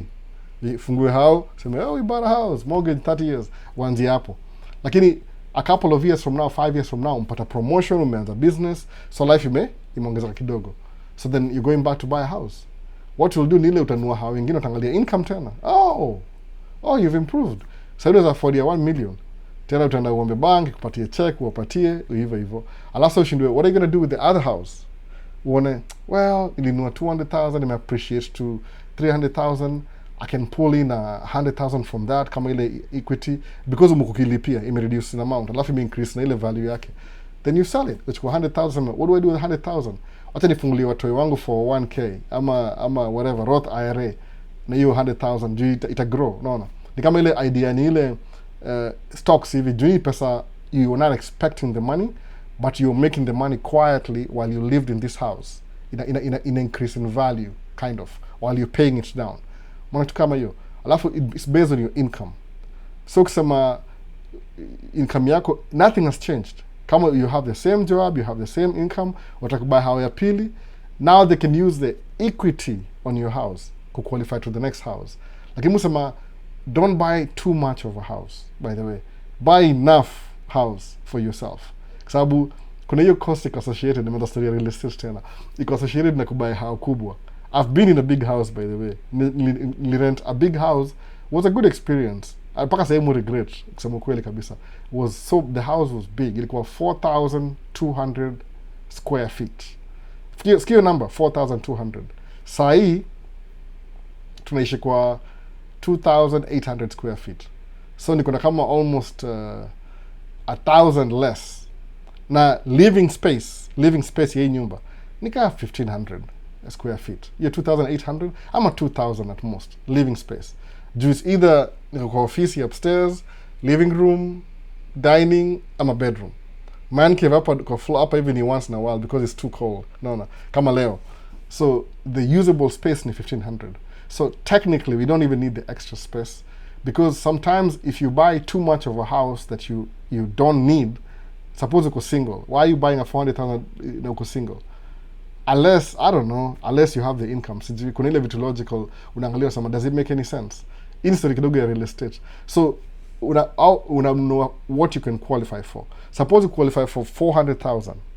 Usinunue haya 400,000. Nunua 200,000, quarter million. Nunua yani rudisha ni yako chini. Because that house, it could be too much of a house for your income. Unakuwa spend 30% on the mortgage. Unabaki na 70. Afadhali uspend 20%, alafu hiyo 10 we save mahali kwa high yield savings account, Roth IRA or something else. Ile ina grow somewhere else. Why would you just pay for space that you're not using? Ni kama inakuwa you're financially irresponsible, kind of. Najua watu wana hiyo feeling, kuna hiyo feeling. Naona, I can pay for it. Do smart things. Naona, do smart things. Kama nikibai hao ni ile tu, I need a smaller house. My ego needs a bigger house, but my sensible, logical mind needs a much more smaller house. To be honest, no. Ego doesn't pay bills. Ego, you lose money. No. Najua, what are the things the wealthy do? Wale watu wako wealthy. For example, like kama I'm trying to be wealthy, one of the ways wealthy people live their life. Uweza shanga ufikiri wealthy people, they're just using money. No. Pesa yao iko very calculated. Ukiona spend hata menu Mercedes Benz leo, ni ile hiyo Mercedes Benz kwao ni pocket change. No. Kwako ni big deal, kwao ni pocket change. You never know the difference. Umeona? Ukiona menu private jet, kwao ni pocket change, kwako ni big deal. Juu kama a good private jet, for example, ile mujua, ile najua ni kama kuna Gulfstream Gulfstream G700, I think 700. Kwa Bombardier out to me a Global 7,000. Nika almost the same kutoka hiyo. Hiyo ndege ni 70 million, 80 million hivi. Sasa mimi nasemaje, hii ndege ni 80 million kuinunua, alafu ushainunua. You need pilots, you need maintenance, you need a hangar. So kuna associated cost ya running the purchase that you just made. Uta pay 70 million sahi, could be spending 15 million just for the upkeep for the next whatever years. No. So tutajiuliza hivi, suppose iko na do leo. Okay, kwa mimi in my case sahi, niambie Albo, I want to buy a private jet. Which one should I get? Nakambia fanya hivi, give me the money, I'll get you a private jet. I'll get you the private jet. How much? What's your budget? Aseme 100 million. No. So mimi nasema natafuta the best private jet for 70. I'm just saying, hypothetically. Alafu niseme I'll try and keep the 80 million. So 80 million is a lot of money. That's a life-changing kind of money. But kuna watu wananunua private jet for 80 million, which is pocket change to them, but a big deal to everybody else. Unaona hiyo difference sasa. So watu wealthy, the way they live their life ni ile, if they are making that purchase, it's to their advantage. Kuna game plan hapa hivyo, si bure. Naona ni pocket change. Kwako unasema, why waste the money? Kwake naona tu, I have to do this so I can do this and this and that. Akwage touch na vitu. One of the things I would try ni ile, they don't want to lose money. They are really good at keeping money and saving money. That's what I'm trying to say. So sijui kama kuna any new questions, tuendelee kidogo. Nimedivert kidogo. First, family ties, fix that. Second, no home country ties. third ni hiyo sasa. Jose kasemaje, family ties, no family ties. Jose unge get in touch kama kwa niko na namba ya simu. I'll have to go through pole to get through to go through. Unitumie document, hata unisomee, si lazima unitumie, unisomee kile walisema, alafu tuangalie remedies, like how can you remedy this. Kama iwezekani, change strategy, angalia alternative ingine. Naona there's always an alternative, believe me. Sisi ni human ni complex human beings, kuna always alternative. Unashangaa kuweza kuwa na hii path, alafu switch paths hapa hivi, alafu realize the path that iko naingiana iko yako, you are meant to be on this other path to become more successful. No. Alafu it doesn't matter how you get there as long as you get there. And your story, personal growth yani. So savings, Silas Buruki asema savings it depends on how you want to do it. Kuna watu fanya kama tuseme, kama uko young musema tu hivyo, kama una watoto, you don't have kids, jaribu kufanya hivi, angalia life yako. Watu kama tuseme watu wanzia kama, I would say ukiingia kwa workforce, job market, suppose to be 25. So 25 to 35 to 40, 25 to 35, you need 1 decade. To 35 1 decade, 45 2 decades, 55 the third, 65 una retire. So ukiingia kwa ile job market, your prime kwa life, when you're making money, utaanzia between 25 to 65. Hiyo ndio technically retirement age. Sawa, 65. For most countries, I would say. I'm a 67, plus minus. So that your chunk ya 40 years of your life. Between 0 to 20 to 18, utakuwa maybe elementary, middle school, high school, university, upate degree. So ushamaliza shule, 22 hapo. Alafu maybe kuwe intern, 1 year, 23, 24 one's a job, 25 so ushakata kukoma. Mwona, okay, I'm 25, I just got my first job, income yangu ndio hii. Unaona hivyo? So hapo ndio ufungue macho useme, if you're 25 that is. That's how I would look at it. Unaona? Jumi niko 40 something, so niko 48. So nasema 47 48, 47.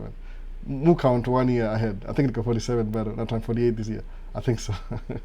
So maybe how much time have I lost from 25? No. 25 uko 25 to 35 to 45. So mimi I'm on my second decade. You may flip to third sasa. Kama retirement 65.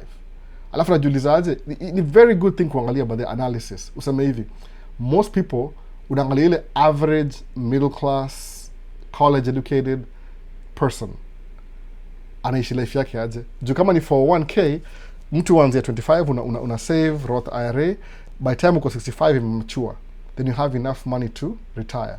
Inabidi ni change, nitakushow WhatsApp. Sasa just like poor family ties. So unafanya hivi, angalia, so how much time have I lost? Kama sikuwahi save anything kwa stocks kama niko 25. Nimerealize now I'm 35, nisha establish, I have a career, I have money coming in. So what decisions am I going to make assuming nda retire kama niko 65? Man, you have to think about that. So danganye, by the way, you have to. Sijidanganye, no. Hii life, if you're broke, it costs you to be broke, by the way. You'll pay for being poor. I'm being honest. Sabu system, kuna system iko in place. No. It will cost you to be poor. Being poor will cost you a lot of money. Why? You can tell. Everything costs more when you're poor. Now, kama analogy, I'm not saying anybody's poor. Is specific? I don't really know you guys personally. It's about ile overall. Understand ile concept ile. From 25 to 65, you have 40 years ya ku work and to build your retirement. Sababu everybody wants to retire 65. Mwili inachoka bana. No. So where are you kwa your line? Uko 35 which means your first active work life umetumia a quarter of that. Uko 45 kama mimi, umetumia a half of that. So unapata umeanza kurealize, maybe I should be thinking about my retirement. Due at 65, hautakuwa na the same benefits ama strength, energy ya kuwork kama uko 25. So from 25, jipatie the first 10 years kuwork hard. Alafu the next 10 years kwa kuwork smart. Alafu the next third decade kwa kuwork even more smarter. let your money work for you. Alafu by the time uko 65 na kuretire, you don't even work for the money anymore. Your money is working for you twice as hard. Hiyo ndio logic hiyo kama una divide miaka yako. So ukijiangalia niko 25. Okay, niko between 25 and 35. What have I lost? Suppose niko na stocks. Zilikuwa zimefika how much? 10 years stocks. Wow, I'm missing. Hiyo ndio nini. So kile mfanya ni hivi, nilikuwa Kenya most of my 20s mpaka late 20s I come States. So I knew that nimekill my first decade already. So from the second decade kasema I have to build something. Itani guarantee some leverage nikiretire at 65. That's when niliingia tracking by the way. That's why, to be honest. Singesema ati I'm gonna wait until nikuwe the best driver in the company, alafu ni get the best benefits so I can siko na hiyo time. Nisema I understand nime lose 1 decade already just to try to figure out life. By the time niko 35 ndio nimeanza hii business. 36 I think, 35 hapo. So nisema na try to do something itani generate more money than I need ndio niende kuinvest for retirement. So if you're 25 right now na una save, hii ni swali ya Silas, jaribu kuchukua 70% of your income iende towards investment, saving, something. Alafu leave off 30% if possible. Assuming you have a really good salary. Na assume hivyo. The best case scenario. Assuming you have a really good salary. Leave off the cheapest. Endo kuwa na roommate. Ishi sijui wapi. Comfortable for you. Karibu na job, vitu kama hizo. Alafu save 70%. Ukidu hivyo, your second decade your life itakuwa easier. Kwa nini? Because you'll spend the first decade creating ile safety net. So by the second utakuwa nakula raha mshindwa, how come msee you end a holiday every year na I lose anything? ni kama ume create some cash flow. Kuenda holiday ni mandatory according to your finances, like you have to go. Imagine your story, ume create a scenario that you have to go on vacation because you're making too much money. Ukona work and play money. No. You can make it rain. Imagine. So you're creating that. Alafu maybe your second decade, you never know. Maybe umeoa. So now, by time una meet wife yako, ama wewe ni dem una meet husband wako, usha create story. So utasemaje? Your life is already defined. Unafikiria retirement at 25, which is very rare. Which is very rare, by the way. I'm talking as a bigger brother, kwa wale wasako younger than mimi, na wale wasako older than mimi. Maybe it's something that mini cheat code, nililearn kwa books hizi vitu, kwa some talks, some books, some podcasts. You have to think about 65, hata kama uko 25. Because your thought here, yeah, you're the 4 decades. It's either gonna make your life hard or easy. No. So kusema utaanza hard in the beginning, alafu itakuwa easy later. If you start easy in the beginning, you're spending 70%, you're saving 30%, and you're single, and you're young, and you're under 30, by the time unakuwa na watoi, itakuwa hard. Julianzia easy mode, alafu itakuwa hard. Alafu by the time utakurecover ndio unakuretire gracefully, utafanya twice as hard on your third decade, which is not so fair, by the way. Mwili inachoka pia, inachoka. Unless wewe ni trust fund baby, ama budaka kuna business, ama alikufungulia. So that's what I try and do for my kids, by the way. Musema, by the time they're 25, wakuna foundation fulani, ile misi kuwa nae. Kwa nini? First generation immigrant, ni mimi. So nasema hivyo, so unatry to make sure, if you're young, save more, use less. As you grow to adjust, itakuwa 70, 30, now you have a wife, lazima mwende out for dates. So dates ikuwe 40, 60, now you have kids, ikuwe 70, it's just creeping in, 70, 30, for 20 years. Kids ni assets and liability at the same time. Ni asset kukuwa around wewe, ni liability because you're spending your money. But it's okay, it's just part of life. Alafu when the kids get older, tena switch ikuwe tena ikuwe saida kurudi tena chini. Itakuwa 70 expenses, 30 savings, tena ikuwa 60 expenses, 40 savings, 50 expenses, 50 savings, 40 expenses, 40 savings, boom, retirement imekick in. 10%, 90 savings. Alafu maybe 65 usha build some empire, it pays you just to exist. So unaishi tu, unaanza podcast daily podcast. That's more, it generate more revenue. That's how you build wealth over time. So ukithink ati life yangu I'm doing well right now, nda save baadaye, terrible decisions, because life happens. Hii system ina exist, naona. So Master Gabu, what if now you don't have any capital to go either in the Middle East or any means to get enough to start a business? Where can you advise them to start? Master Gabu, you should never ever use what if. What if ni assumption, naona. Hiyo ni what if, kwa sababu tuligusia last week kidogo last week history ilikuwa ile your thoughts lead to your actions. So don't even, yani usiwahi tumia words zinakudiscourage wewe mwenyewe, because you know your mind records everything. Ni kama samangaje, ukifanya, if you think positively, una attract positive energy, una attract positive friends. Yani hata wale negative watakuona tu kwa in a hill, they see you, they talk about you, but they can, ni ma opposites, ni kama magnet ile wako north au kwa south, so zinakataa. Kwa nini? So always speak, useme ati what if, sema how can I. Naona hiyo ndio some alternative. Sikuachi hanging, jipatie ile affirmation. By the way, inaweza get deeper na hiyo vile mu understand, but it's just I don't have the words ya kumaliza hii live. Mutra kukua very deep na the way my thought process iko on a daily basis, na dwell na positivity no matter what's happening around you. It doesn't matter.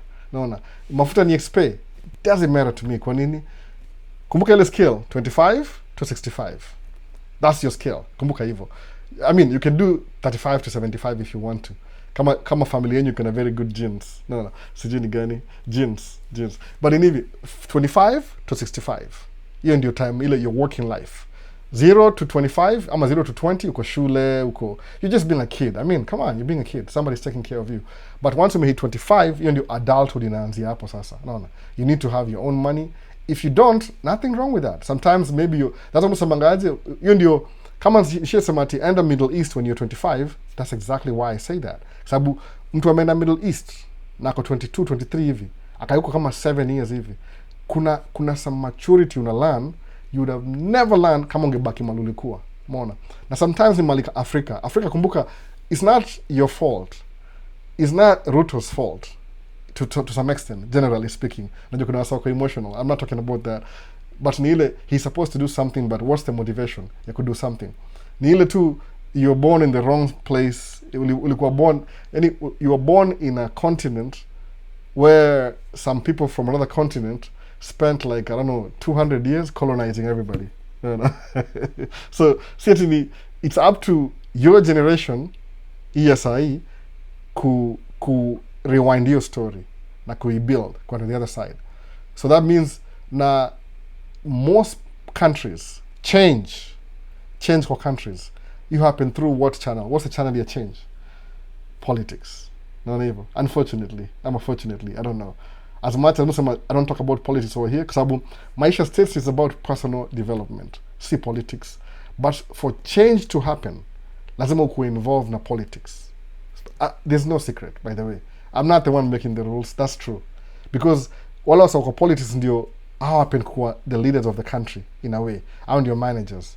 So if you guys need something for them to do, lazima make sure we push some good push, political push, ndio make your change iwa to your favor. Naona sometimes kwa kama tuseme Kenya sijui ni percentage ngapi, naweza sema tu my own observation.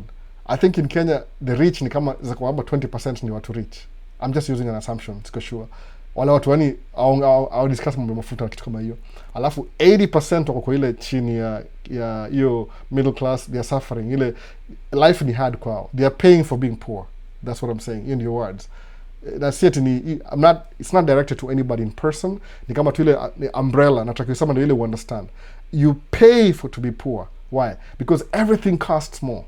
No. Lazima kuwe na budget ni tight. But the rich, hata hiyo si concern, by the way. It's the least of their concern. Ati mafuta ni how much? Hiyo hata ikujangi. Kwa sababu when you have money, ama kuna resources, everything costs the same. It doesn't really matter.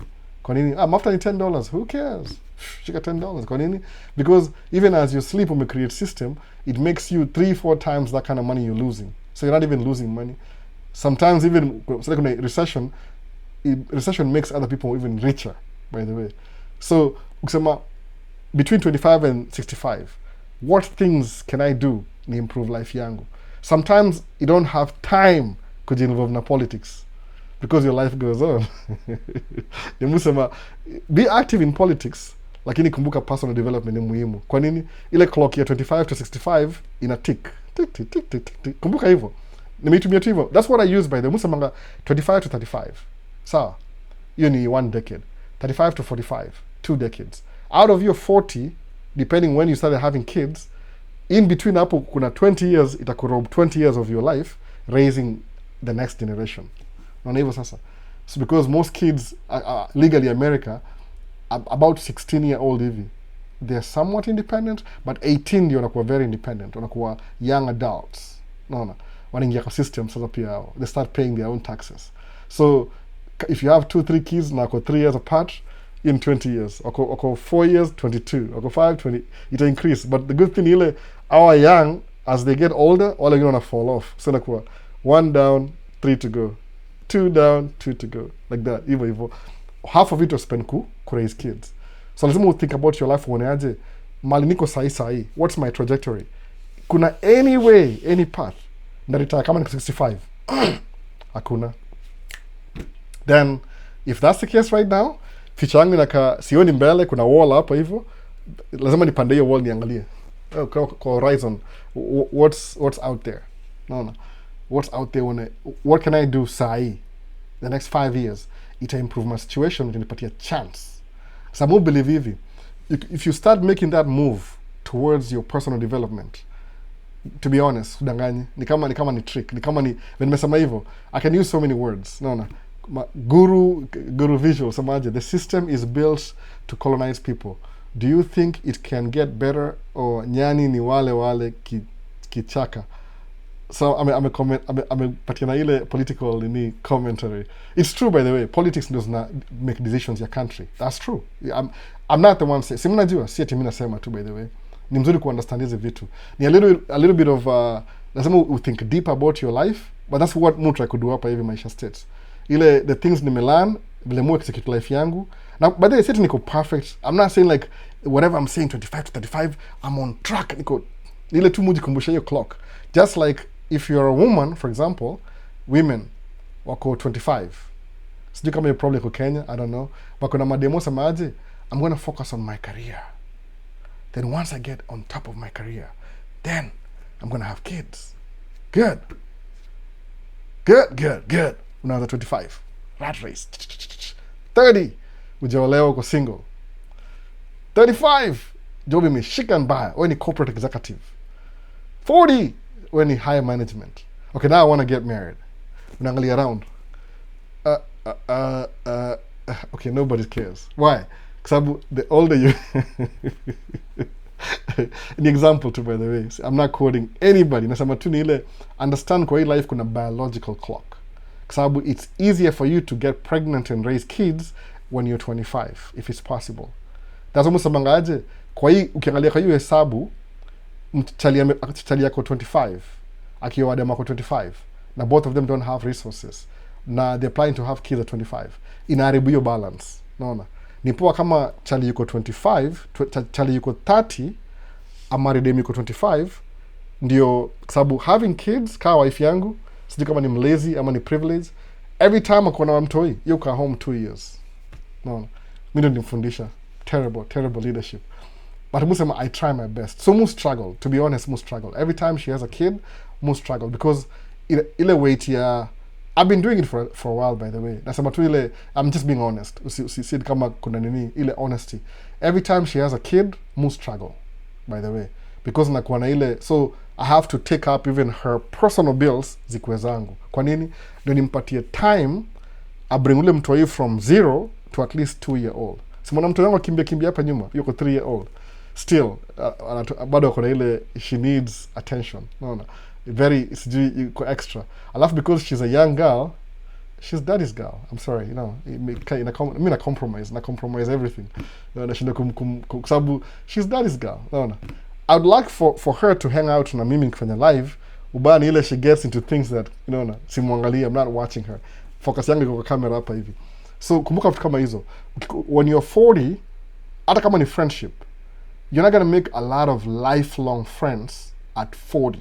Naona most of your friends tako kwa ile your circle, maybe your colleagues at work watakuwa your friends. So if all your colleagues are married, wewe pekee ndio uko single na wewe ni senior management, you might end up dying alone. Naona because hiyo market ya 40 ni diminishing returns. Watu wengi wako 40 na wajaolewa, ile pool ina reduce. Ni kama usemangaje some people. Ili nilikuwa na quote mmoja mzee tuko naongea na yeye. Alikuwa ana drive truck kama mimi, alikuwa very old. Niambia, why are you driving truck? You're too young. Nataka kumexplainia, aku understand. Ama labda understand. But which kind of that was a point too. Alisemaje, if you're driving truck and how old are you right now? Niambia, I'm 32. Niambia, you look like you're 25. Kaniambia, why don't you go to school? Nikamsha, oh, you don't understand, you see. Aku utaka kusikia kile nasema. Alisema tu, yeye akaniambia tu kweli kabisa. Yeye vile ako 60 something saa hii, alikuwa married by the way na watu 4. Lakini because of your tracking lifestyle ya kwenda over the road, amemiss so much stuff ya watu wake. Umeona? If I could go back in time, aliniambia hivyo mzee kabisa. Tulikuwa wapi, Oklahoma or something, nimesahau hiyo truck stop.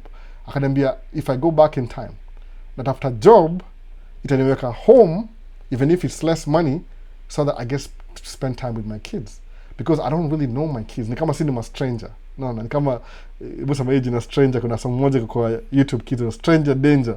No, stranger danger. Mtu hiyo pende song stranger danger. So ni kama stranger hivi. If I could do it again, that would be back and I'd rather spend more time with my kids than chasing the money at the expense of spending time with my family. Because at the end of the day, when you're old, all you want to do is spend time with family. So imagine ukuna watoi wako hata amjuani, yani ni stranger danger. No. Na uko 60 something. So okay, that's just the case hiyo yewe msaliniambia hivyo. That's why nilisema I'm going back to Minnesota. I'm going to look for a local job. So I don't have kids yet, but I'll start navigating towards that. Paka leo nimehold your principle, by the way. No, paka leo. So kama wewe ni demu jaolewa na uko 40. How many young 40-year-old wako available at 40? Kiangalia yani ile tu life ya kawaida ni hard. So musema hivi, to remedy this situation, I'm not picking on anybody. Sijui red pill whatever. Mi siko against red pill whatever. Hiyo ni one sided. Hizi arguments ni one sided. Za sijui kina kibe, hizo ni one sided, by the way. You guys know already. Sometimes ni grifting for the money. Unangalia, this will make me money. If the more controversial I am, the more views I get, the more I'll get money on YouTube. I don't have time for that in real life, by the way. Nimesemaje? No filters, just real talk. Ni hivi, dem yuko 25. Chalia kikuoa lazima ikuwe older kidogo. Kwa nini? Ako ahead of you na ile ameanza kujiestablish kidogo. On the right situation. Tuseme ni ideal situation, that is. Kwa nini? Because you're able to provide for her, akiraise watoi from 25, 26, 27 na mtoi mwingine, 28. Besi yangu aliniambia, every time wife akona mtoi, hesabu 2 years out of your life clean. Mtoi wawili another 2 years, so it's only 4 years. So if you're gonna have 2 kids, American dream, 2.5 kids, a dog with a house with a white picket fence, so 25, 27, let's say 30, watoi wa tatu. Alafu at the same time aligraduate degree pia so then mtafute maybe daycare or whatever, maybe grandparents wasaidie. Between 30 na 40 you're raising kids. Ukifika 40 kwenda 50 watu hiyo manda kwa teenagers. You couple watu wawili hivyo mnaweza panga life in a way that both of you are working, mna contribute towards retirement. By the time uko 65 na yako 60 mmeretire already na mko na dona kila kitu. Hiyo ndio life, by the way. Hiyo ndio life. If you're lucky enough kuwa na extra income, you might go back uende usaidie watu wengine, familia na kila kitu. But if you don't, inakuwa hard sana kusema I can do this by myself. You know, alafu nitafute chali kama niko 40. Utapata labda msako available kwa 19. Ana mwelekeo. Alafu hazi younger than wewe, 20 years younger. Iko tu ni kama you're raising another husband. You're raising a husband. Si ati ni juu hata ajijui ni chali ajijui poa lakini umemwoa. No. Alafu yako kama ni mtoi wa anyway. Just example to sake, by the way. Tuendelee. So Silas, savings, if you're single, you're young, save more, ama invest. Just not Save pia. Whatever you're saying you're saving context, saving inamaanisha nini? Ukuwe na a savings account, maybe useme okay, I'll leave off 30%. Just example. Alafu nda save 70%. So how do you save the 70%? In the beginning, suppose I make 10k US dollars. You and your manasa will make 10k. Good job. Leave off 3,000. How do you leave off 3,000? I don't know how to do that. Apartments in 1,500. Gari, Mercedes Benz in 1,500. You need listen. So easy. Anza na Nunua Mercedes mzee. Nunua Mercedes mzee. If that's your thing. Nunua Mercedes mzee, by the way. If you really have to drive the Mercedes. Tafuta roommate, kama rent ni 1,500, maybe 2 bedroom ni 2,000. Tafuta roommate, usplit half. Unalipa 1,000, alipa 1,000. Ama mko roommate watatu, mtafute hao ya 2,500, alafu split 3-way. Whatever. Ni convenience too, by the way. Ishi na roommate, save your dough. Just know this is temporary. Alafu, hiyo 70%. Nunua gari. If you really want a Mercedes, nunua Mercedes mzee. Ile tu ndio, just to feel good about yourself. Simoga na Audi yangu si mzee, si mpya. Sikununua brand new by the way. Ilikuwa slightly used. Ile I have to because of my, I don't know, stupidity. Si stupidity, ina satisfy something in my mind. Hiyo gari. Ile sawa tu, I feel like I'm progressing kufanya hivyo. Lazima ujitibu mahali. Hiyo 70, i-diversify. Sema 20 savings account. 20 high yield savings account. Ibaki 30. 10 kwa maybe stocks, bonds, something ina grow every year. Ina grow every year. Alafu ukienda kwa the older you get, upata watoi, uta-adjust. Upata wife mzuri, ule pia kuna the same mindset, but hiyo kati ya dem, kama unakati ya dem na kuna hiyo mindset hiyo, just to be on the safe side. Juu mimi try kufundisha wife how my mind thinks na kuinvest. Maze, sijika hiyo shikanisha. Au nangi kabisa. But lately, talk yake, I think click. Amata kuona, nazeeka. Just gives you a little bit different. No.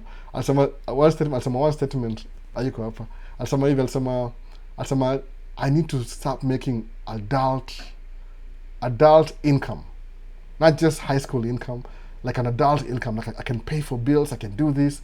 Alisema hivyo yeye mwenyewe, by the way. Alisema, oh, okay, wow, okay. This is the first time alisema hivyo. Kitambo yeye kama ndio buda yake. No. Big daddy, sugar daddy, lazima nilipie kila kitu. Aliongea hivyo tu randomly last week. No, akasema, oh, okay. Nimeona growth happen. At least 1 inch imegrow. Alisema hivyo. So, ni ile tafuta ukikatia dem, kama ni Charlie, for example. Na uko na hiyo principle already, umeshaangalia ulisikiza Maisha States.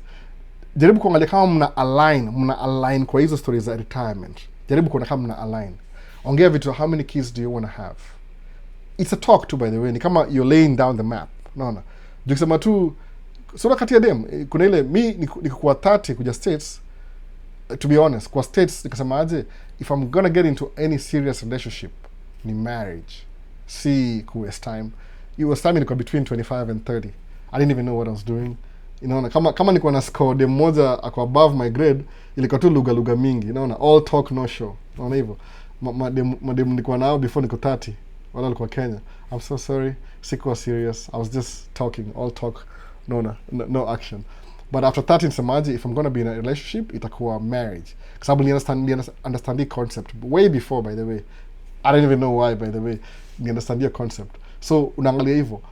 Unaoa dem, ukimkatia, discuss hizi vitu. Ukiona kuna vile, I-align. Maze, watu wa military, au fly zile plane, au gana ile eject button. No. Eject. Afadhali we eject mapema. Before uendelee. No. Afadhali we eject. I'm thinking about something in my mind right now. Lakini as I sema, is like a joke, I could offend somebody. So nda iforgo, stay sema. But eject ni possible.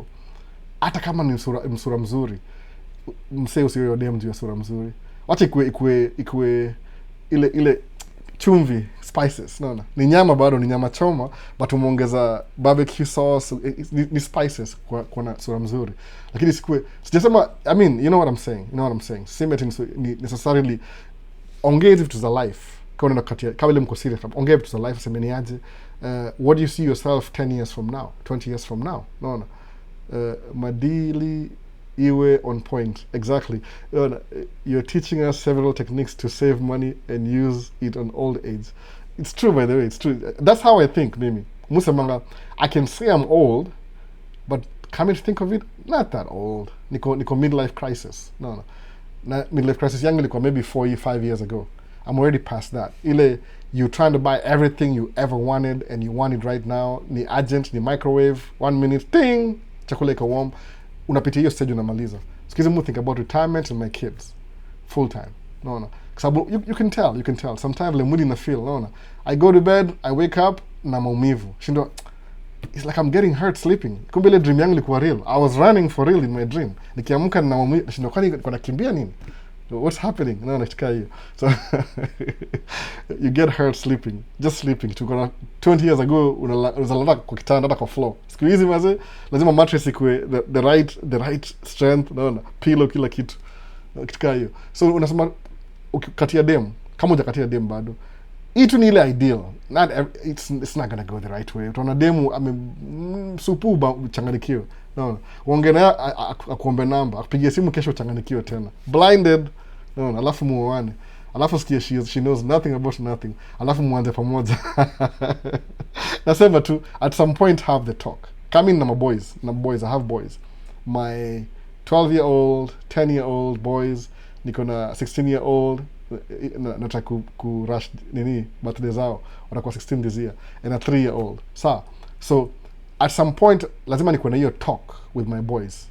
Lazima, I have to, by the way. Tuenda chini tukae chini, naambia, hey listen, you're a boy kama mtoi wangu. Wewe ni mtoi, unaona. Mumwambia, you know, you're half black, you're half white. Unaona. You're half white, you have the good hair. Unaona. Ukiingia high school, some people will find you attractive. Go careful. Unaona. Tukalia talk. Mutra hint from a distance. Ile akisikiza. I heard what you guys said. What are you guys talking about? Ikituka hiyo. So ndakuwa na hiyo talk na yeye. Naambie ukiwa na dem aseme no inamaanisha no. Even if she means yes. Enda na hiyo no the first time. Japanese states. See, akisema no, hata useme ati maybe she meant yes. Legally ukienda kotini hakuna stories za sijui she said no, ni evidence, no, ile outcome. So kata hiyo story before anything happen. Ni mtoi wangu naambia ukidrive, mtoi wangu tu hivi. Anytime you're out there with your friends, alafu giza ingie. Hata kama ni winter, giza hiyo ingia 4. Winter yani December by 4 giza imeingia. It's dark. Naambia tu mtoi wangu, please, giza sikupate nje ya hao. Wacha giza. At the moment it's dark like this, uko at the safety of your house. Anytime. If you need to move, hata fadhali ukae tu mpaka kesho, mpaka sunrise again. Ni kuwa safe kwa hivyo. Hata state, sidanganya ati hapa ni safe na kila kitu. Mimi siku hizi nimetry kukata off ile nini, muangalia liability. Because wala makarao wako nje usiku. Naona, they already have an attitude. They're working at night. Wakushika, wewe wacha tu. Naona, watangara na wewe vibaya sana. So ni musema hivyo una make sure yani you're on the right track always. I'll have the talk with my kids. So kuna kati ya dem, kama ulikuwa swept off your feet kwa usupu, yeah, make sure itakuwa, that's your own problem. You have to figure out what to do after that. You'll work twice as hard just to be average like everybody else. Lakini kama uko rational kabisa, meet na dem mahali mko chuo, jaribu kuongea na yeye, naongea jo machali sahi. Jaribu kuongea, you believe machali ndio wao ganaoa. Niambo hivyo na nini? No, machali ndio wao. Madema waolewa. The reason why I'm saying that ile the people who get pregnant ni madem. So kama utawa dem, when she gets pregnant, lazima guarantee uta take care of her bills for 2 years at least until your kid is 2-year-old. That's true, no? So what do we do? No, you don't get pregnant, unfortunately. You don't know how that is. Hiyo ndio ukweli kabisa, by the way. No. So think about hizi vitu hizo 25 to 65. Nataka kuretire na do. Hiyo do ita determine how you live your life. Ukikuwa mjanja, you use your brains, by the time uko 30 you're making millions, utakuwa na very easy life. Hiyo ndio soft life. Mwambia nga wife, yosema, you know what I really want to do? I'm like, what do you want to do? Oh, I want to be a stay-at-home mom. Just spend time with my kids. Nikamwambia, oh, that's so good. Oh, awesome. Mwah, French kiss. Good. But how do you do that then? No, how do I do that? Yeah, because you're a loser husband, you don't make money. If you've made enough money, maybe I'll be staying home with the kids. Anasahau we've been married for 12 years, amekuwa home for half the time because we have 3 kids. Ajui hivyo. She's been home for 6 years. Lakini in her mind, afikirini kama amekuwa yona kama two things have always been the same. Nikamkumbusha kamsho, wait a minute. Ukitaka kuwa home to buy back your time based on this system tunaishi sahi, you have to create the system yourself. Nimwambia wase bala kuwa na kwa employee, anza business yako. Kwa nini?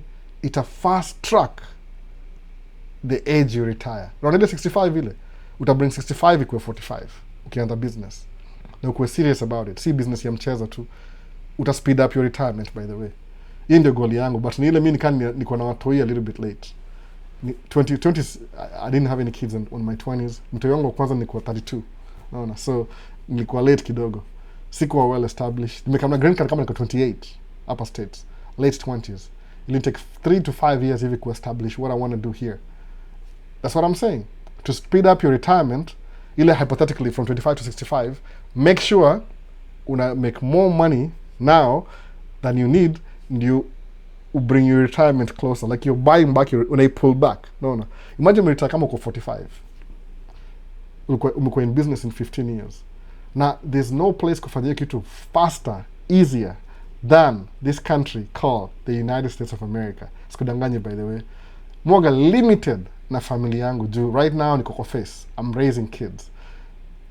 The information that I know now, ngejua kama 15 years ago. You can retire already. No.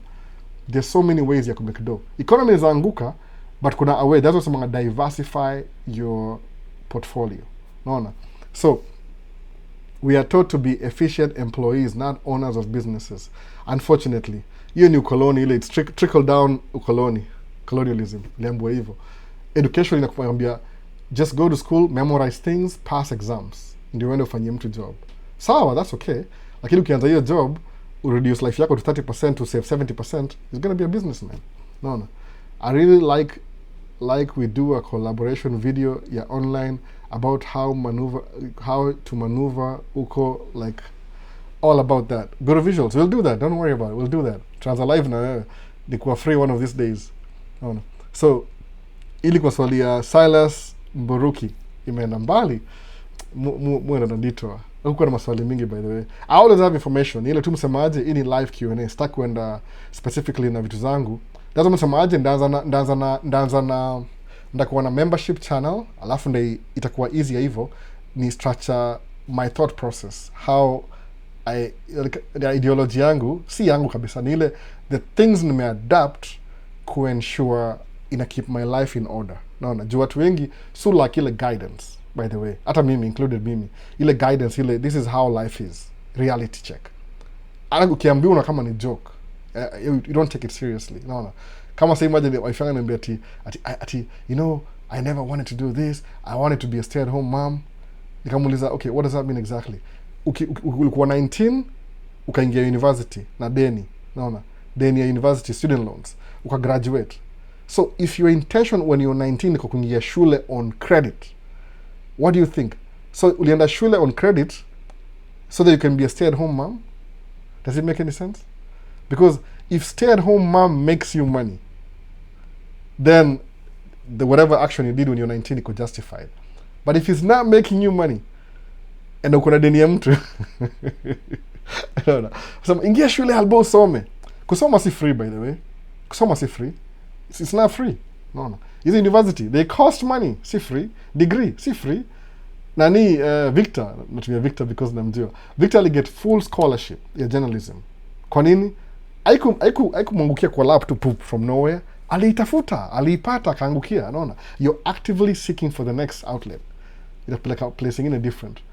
I'm sure so if you ulitoka kwenyu ukasema ukiingia shule, student loans. That means if you have loans, you have to pay them back. Mimi nikianza tracking, msema ukweli kabisa. Even my license, niko naye. Sina license sasa hapa, iko kwa mfuko iko upstairs. When I'm in the house, sina license. Nobody needs to see my license. But msema hivi, when I got my CDL license, niliomba loan $4,500. Niliingia shule na deni, knowing that nda commit to this thing until that debt is paid off. Nilipa hiyo deni aje when I started driving locally. Do you know why I started driving locally, trucking? Ule mzee tulikuwa naongea naye Oklahoma, I think. Aliniambia, you're too young, you should go to school. Mona. And he was right. Aliniambia, I don't even know him, by the way. I don't know if he's still alive. Hopefully, he's alive somewhere. Ni tu naongea Kiswahili hapa, hizo mimi naongea juu yake. Ni ile alisema, you're better off making less money driving truck locally than being away from your kids. Kuna things you can never pay back. No. Time wasted, your family, you'll never get it back. No. Time iko very scarce. It's a limited resource. If you didn't know, just in case. Ni live Q&A, nasema tu. Time is the most limited resource available. That's why people who have businesses, what do? They leverage your limited resource for money. No. Oh, come job 9 to 5. Kwa nini? Why 9 to 5? Kiangalia 9 to 5, you're in the prime ya siku. No. If you did nothing during the day, between 9 to 5, you're doing nothing. That's the most active time. Traffic imereduce, watu washaenda job, traffic yonga between 7 and 9. Everybody's going to work. But 9 inatulia, tunaona. So if I was a millionaire, I'll be going out for coffee at 9. Hakuna traffic. Alafu unaenda lunch. That's the prime time. So your most important hour of the day, somebody will trade that hour for a little bit of money. No. So time is the most valuable resource. So kama una ignore time, na una trade for not valuable enough time. No. For money, I mean money. 9 to 5, ama 8 to 4, ama 7 to 3. No, katika hiyo. Time is the most valuable resource. Ukilose, you never get it back. So sometimes unaonaje, I can make money doing this, but I'd rather do this ile kubalance vitu. Unaona? So ni aje Albo, how's your week been? Imekuwa poa sana masagabu na kuona sahi ningeendelea na hizo Q&A. Niliwacha. Nimesema ulizeni maswali bana. Usipoliza maswali muenda kwa rant napotea. Naenda I keep going. No. So is there a way I can get a paid training as a truck driver? Yes, there's a lot of ways. But are you in the United States of America? Sababu what I understand now that I didn't know before, some states kama California ilikuwa na non-domicile CDL licenses. Ile hauna makaratasi, awese citizen, but you still get a license. Kwa nini? Because your region iko na high demand ya truck drivers and they don't have enough people doing trucking. No. So walikuwa na offer non-domicile CDLs. Ile iko managed vizuri, ika-cause so many accidents. So wakai scale back. The Trump administration ika-scale back. So wasema you have to renew your license tena. Siko najua, by the way. Ushasikia story yangu yote kisema hapa hivi. Musema you can have a CDL if you don't have a green card, if you're not a citizen. But the truth ni ile, kuna some states which I wasn't aware of until the thing blew up. You can get a license as a non-domicile member of the United States of America. Naona hivyo. So I heard they're coming back. So training kama uko hapa sawa. But that's just the start of things. It's a window. It's a window of opportunity in open. Usiimitate life yangu sana. Mimi ni make my own decisions. Unajua mimi naishi Minneapolis, Minnesota. So Minneapolis is the Midwest. It's not the biggest city. Ni kama tu average city. It's just right there. No. Population ya Minneapolis as a city ni 500,000 population. Kuna watu wengi sana. 500,000 is a lot of people. Na hapo ni Minneapolis. Mimi naishi towards away from Minneapolis kwa sababu. So because I work in Minneapolis, angalia, kuna nyumba hapa. Nasema, oh, too many people. Yani Minneapolis iko so congested na watu, mpaka ile in winter, ukitembea in between, it's warmer than outside. Kwa nini? Zile heat za nyumba zina-accumulate na form an iron dome of warm air. No. It's gonna be a phenomena. It's true. Because ukihit how, the heat goes up in a block. No. So inakuwa ile, that's how a lot of people live in Minneapolis. Mimi nishi towards the west. Kama tuseme northwest a little bit, sijui nisemaje exactly. But ni hivyo sasa. So msipoliza maswali ingia into a rant that will never end. Anyway, so as a truck driver, iko available, but you have to be here first. Kama kuna anything else, sijui, it could be, maybe, I don't know. So Duncan Mashari anasemaje, vipi Albo, shout out from Bahrain. I hope naendelea poa watu wa Middle East bana. Unajua hizi stories za war maze zile za hawa tu wetu hapa hivi. Sina comment. I have sketchy words for the administration, but sitasema anything to stay out of politics for now. No. Hii ni personal growth. So TikTok sauti iko sawa sawa. Oh, hii ni poa basi. Computer ime cool down though, ime cool down. Sisikii ki blow up tena anymore. Ime cool down. So what else? TikTok sauti iko poa, hii ni kitambo. Nilimisizi zote hizi. Hello, huu ni Railgary Busy Lover 81. Oh, funny name. Kuna wanaingia tu hapa sijui ni kina nani. Do you plan on having an electric truck like Tesla in the future? Hakuna Tesla truck by the way. Kama iko mahali na run ni ile pilot program. They are trying to, naona. Na unajua sijui nisemeaje. I don't see it though. Itakuwa waste of my time.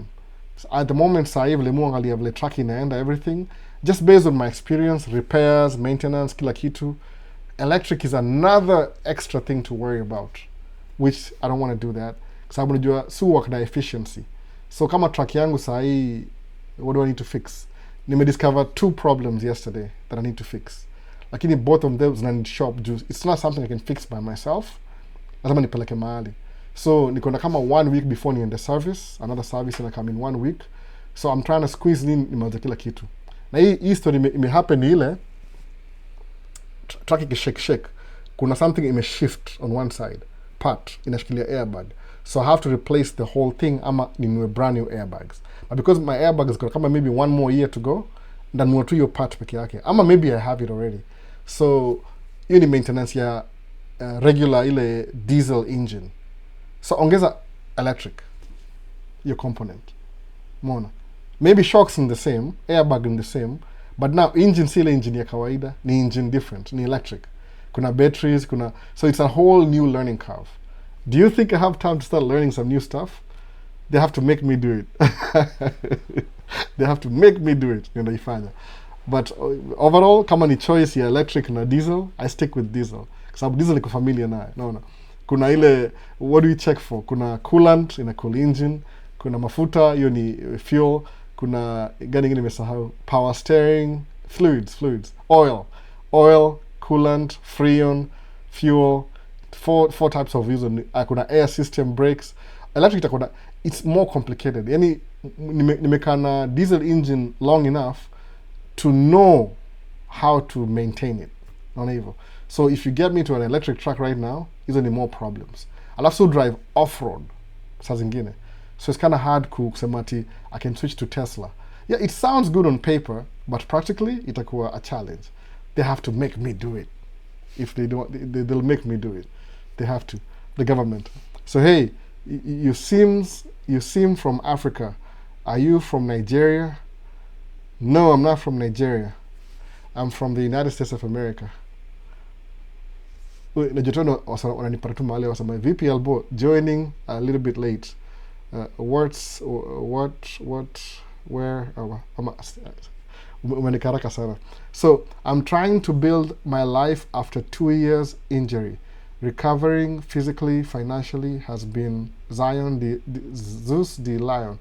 Though the world moves light years when I was out of the game. Advice on how to restructure. No one wants to employ me. Sports industry, by the way. Zion D'Souza. Injury, sports, like what kind of sport were you playing? You can be going live with Guru Visuals where it will be like an interview, talk, and it will help. I'll do that. Guru Visual is my friend. Come on. Actually, I want him to move over here. I want him to be my neighbor. So, Guru Visual is my neighbor. No. Actually, hata nafikiria, man, if I could get Guru Visual some nice camera. I wish kuna pesa. Kuna pesa namnunulia camera. Because he actually does photography and videography. He does more than I do. He inspires me. Namuna akidu job na TikTok anamishika stabilizer. Everything he's using, I have it. It's just, kwangu ni a side hustle, kwake ni main gig. No. So, Guru Visuals akakuwa neighbor wangu hapa hivi. We'll do that. Maybe next time namuindisha hapa hivi 1 hour to set up kila kitu tuongee. Lazima ikuwe Sunday though. During the week sahi, tuko job full time. Tumechelewa kwa the job this time kidogo, so ilikuwa, I'm really focused on the grind. Videos imechelewa because my computer somewhat ina slow down. Nili update Windows, nika update video editor. As zina clash, hazifanyi kazi, sijui, I don't know what to do. Na video 3 sija edit, naanza ina hang. I don't have money to buy a new computer right now. I don't want to. No. Sitaki hiyo story sahi. siwezi kuwa na too many computers. Niko na kompyuta ngapi kwa hao? Ile mzee na hata mzee situmiangi, iko obsolete, it doesn't work anymore. Itawaka alafu ihang, unaona. Just in case, oh, albo nipatie computer, ala nikupatie itakusaidia. Sijui ni Windows, ni computer ya 20 years ago, unaona. Ni kama the new software ina overwhelm all systems, I think so. Software inakuwa more advanced than hardware. So niko stuck, niko na 3 videos ja edit sahi. Nashinda, what am I gonna do? Sijui nafanya nini kabisa. Labda niombe wife yake kama atakubali. So VP Albo joined a little bit later on umemaliza. So what's the new adjustment in applying for DV lottery? Plus, has the new registration on foreigners going back to their country to apply for visas been affected? Immediately affected you. Suppose you come to the US as a visitor and you want to change status to a green card, according to this administration, you have to go back to your country and do that in your country. Which is kind of weird, because if you've been here for 3 months and you started applying for it and it's 6 months, that means you shall violate I-90. So if you go back, you won't even come back. It doesn't make any sense. Whoever who's coming up na hizi policies, ni musema aje, man, yani, sijui, maybe some people, muski ya hii administration kuna wase, wako hapa hivi, ni kama wase wako checked out, wako, I don't know if they think about people. I want ile empathy, they lack empathy. No. Wakona ruthlessness too, they lack empathy. Sababu, these things that you're saying, you're doing ati una change to policy overnight like this, build a grace period, it's affecting people's life. Naona hivyo. It is man, sijui, hiyo ni washa mnasema tu, the fact ile, I do my part in politics, but kama kiko politician, I'll be fighting for real things and real change. It affect people's life. Even if it's not the majority, maybe ni 10%, maybe ni 5%. Okay, you can use numbers, useme, oh, 5% of the population is very poor. Na to me, accent ile kusema tu vile, I'm disgusted. But kumbuka, 5% is a figure. Ukiongewa say 350 million. What's 5% of 350 million? Najuliza hivyo. Naona, 5% hiyo ni ngapi? It's still 1 million plus people. Example too, by the way. Naona. So, man, unaongejua numbers ni kama ni number, si watu.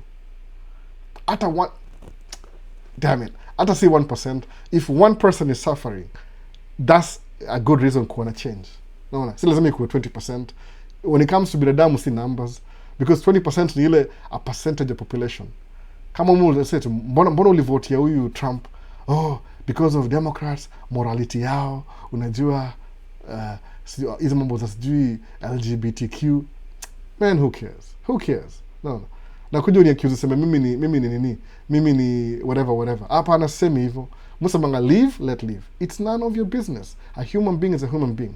Nikiingia kwa hao yangu, I don't really care what the neighbor is doing in his house. As long as it's illegal, none of my business. No, hivyo. Bora tu asikule watu.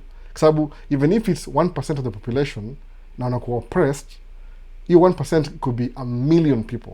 Kama ni 100 million. No, hivyo. It doesn't matter. So, hizi stories zinakatianga sana. Munya mwanza nasema tu, I'm getting depressed. Nafaa nitafute therapist. Ani walk through hizi vitu nisikie poa. Because it's not affect wase. Kama una post green card ya nini? No. Na hiyo ndio inapatianga wase opportunity ya kuja kujenga hii nchi. Si ati hii nchi doesn't need you. Nimwambia ukweli kabisa. Mimi naambia ukweli kabisa.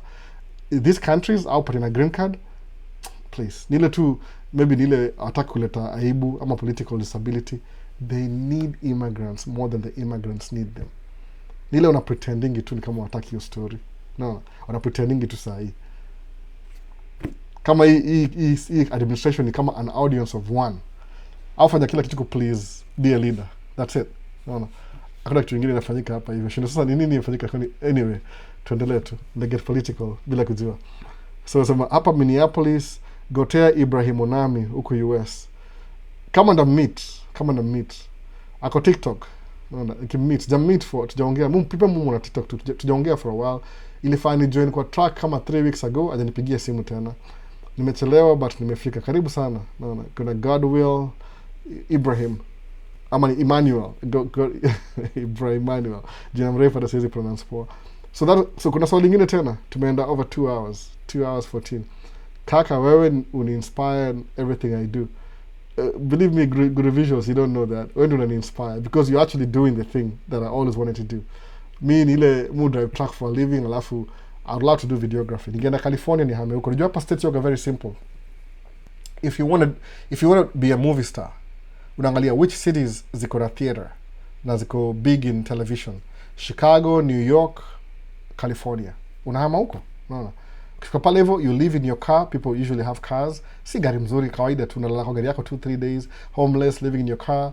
Unapata job, unapata roommate, unaanza maisha, unaenda kwa ile itoaje, hizi audition, unakuwa waiter, proximity, una move back to ile proximity to exactly what you want to do.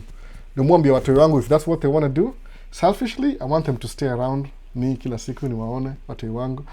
It's like I own them, I don't. They're individuals. They're young human beings. But nile, if you really want to do something, proximity is idea. Kama there's this guy I talked to, one of my friends. Tumejuana kama how many years maybe? There's 2 years or 3 years. I'm not even sure, by the way. Acquaintance, friends. So tulimit jana, naona. Akaniambia, hey Albert, hey, you know, I went to that place. Namuza, what place? Nataka conversation, where is this going to? Akaniambia, I went to the place. The FedEx place. The cargo road? Yeah, cargo road. Yeah, the airplane viewing area. Really? Yeah, really? Yeah. Yeah, I was there, man. It's a really nice place. Really nice place. Malimwenda kuwatch mandege. The only reason why it's the end is because the new camera bado. I need to buy a camcorder. Inipoa kwa hiyo nini. So kambia, oh really? Wow. So is it good? Yeah, it's a lovely place. Kambia, yeah, you know, I saw this, I saw that. So kambia, yeah. So mimi nikamwambia ati, oh, uko na ile app? Kasema, yeah, I got this app. Akanionyesha Flight Radar 24. Okay, what about the ATC? Yeah, I got ATC, but you know, you have to pay for it. I don't want to pay for it right now. Kambia, yeah, me too. Mtu afuta kama CB radio ndio usikie zile communication ya ground, air traffic controller ndio hiyo sasa. Guess what? This guy. Guess what? The guy that I'm talking to, mimi nimwambie tuende ku record video kwa aircraft viewing area. Guess what he does for a living? Now watch him guess. Niambie. What does he do for a living? This guy. Guess what? Any guess? Kama wasoko awake bado. Melala. What do you think he does for a living? This guy. Naongea juu camera na kushoot video na msee is an airplane mechanic. Imagine. Umse ni airplane mechanic. Ameniambia ati, oh really? So you like plane? I'm like, oh my goodness, I was going to be a pilot. Kwa nini? I don't even know why. Mupe na mandege. I just want to be ile proximity to airplanes. Akaniambia, I'm an airplane mechanic. I work at this, sijui nini field. Kamuza, nini field? The one inside. Yeah! I know where it's at. No. Aircraft mechanic. You fix my engine. Now guess what? Mimi niko more enthusiastic than yeye, na yeye ako kwa hiyo field already. Ameniambia kuna, I can fly a plane for $100. I'm like, what are you kidding me? Kaniambia, yes! So mkiona Maisha States kwa ndege msishangae, ni only $100. Connections. No. You fly ndege, juu ni mechanic, lazima atupeleke for nini. So he's working on his license, ndio aende kufly. Man. So, yani, I'm talking to him about aircraft viewing area, kuview ndege. I'm talking to an aviation engineering mechanic. Na sijui. Sasa niambia kuna ndege, if you want to learn, school is very expensive.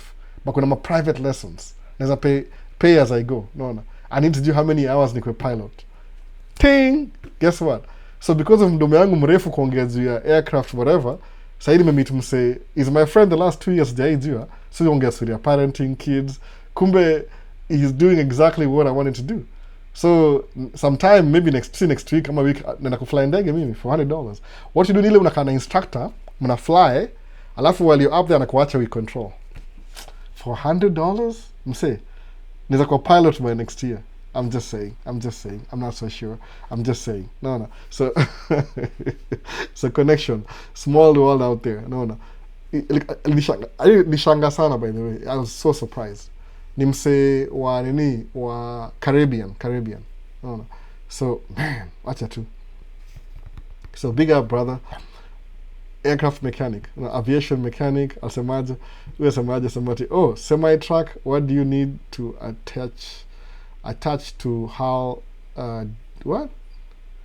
A dump truck, please?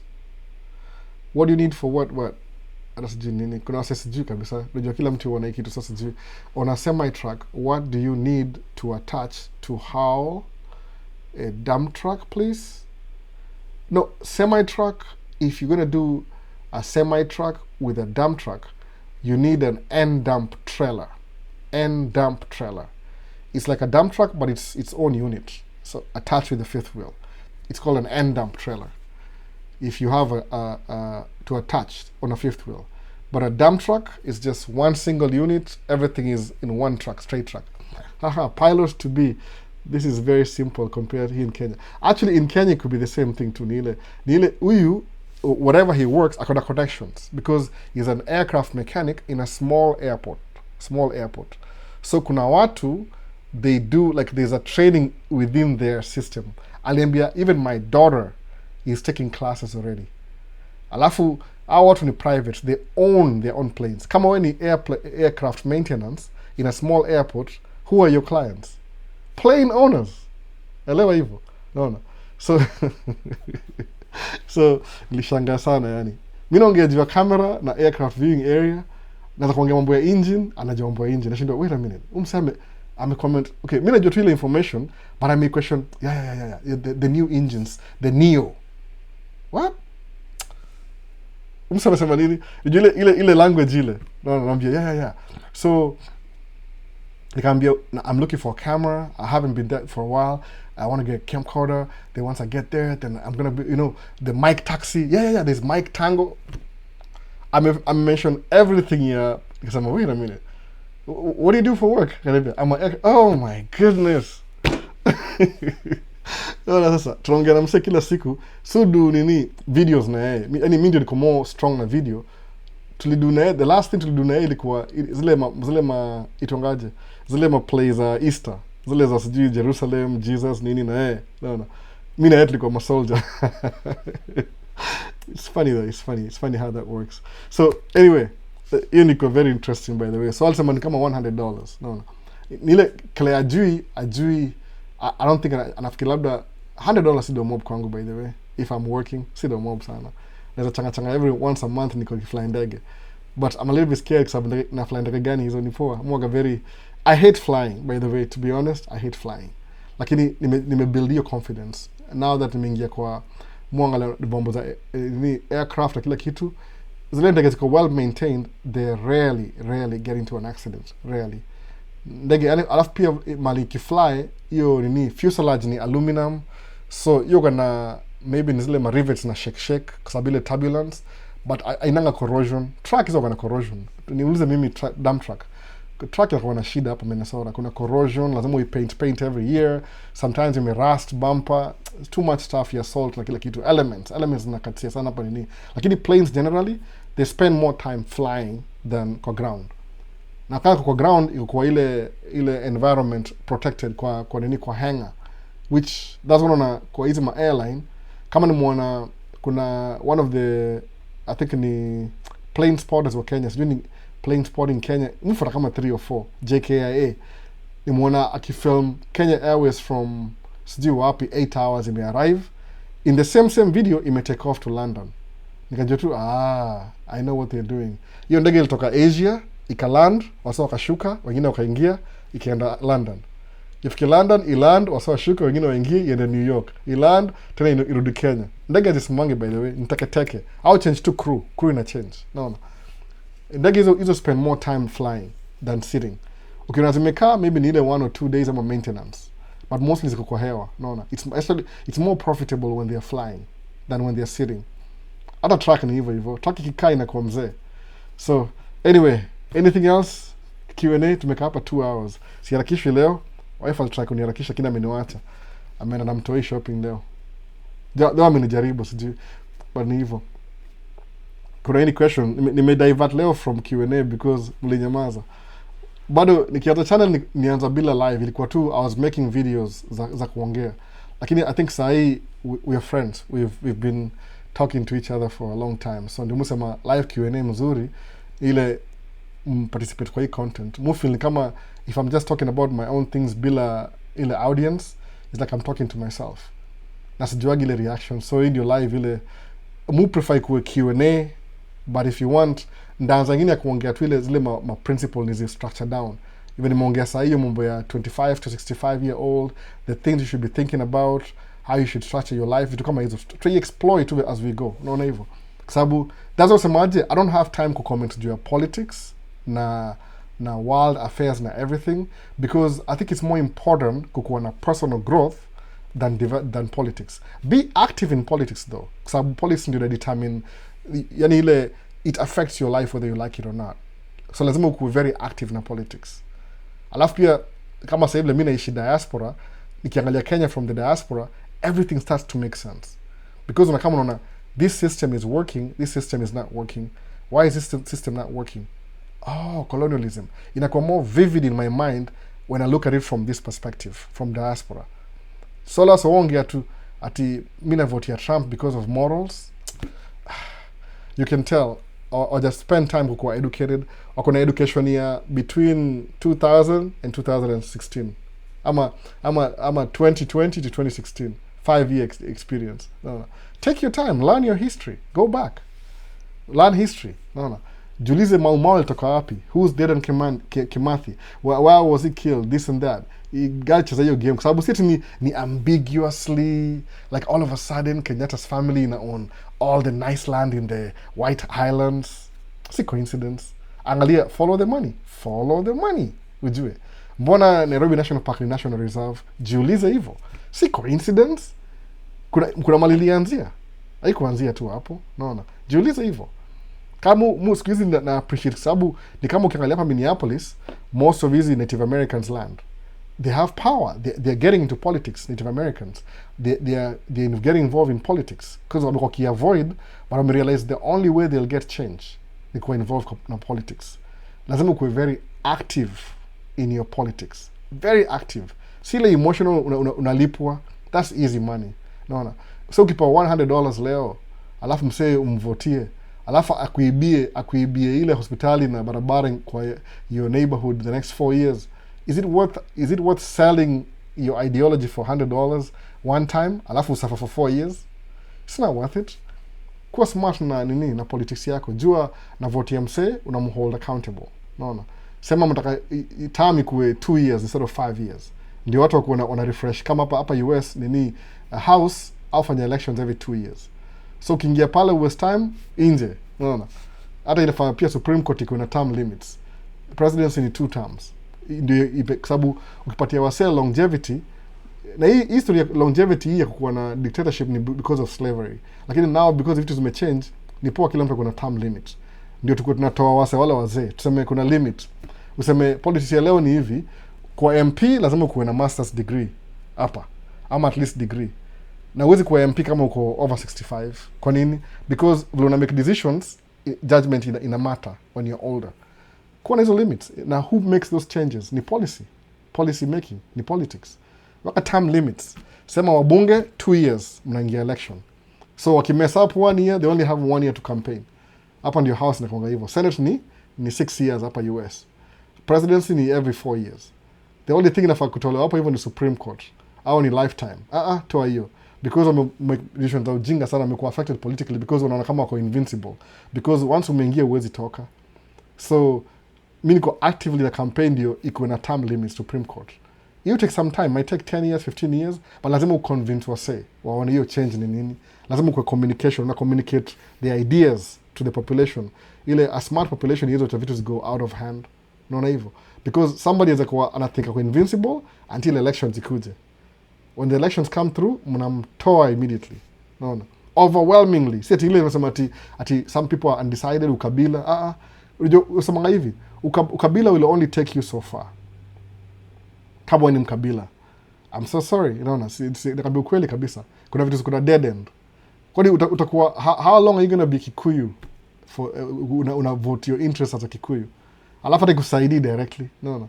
Kwa sababu usemangaje, the best way ni ile usemangaje, go back utafute usemeaje, which policy, the whole world, just kuna chat GPT siku hizi. Sema, I'm going to go back and study world history. Which country ili focus on tribalism, alafu ika succeed? Give me one example. Maybe it'll work for 2-3 years until msaka kwa corrupt. Which country worked out like that? musemanga sama basis, kila mtu ni binadamu, we are all humans.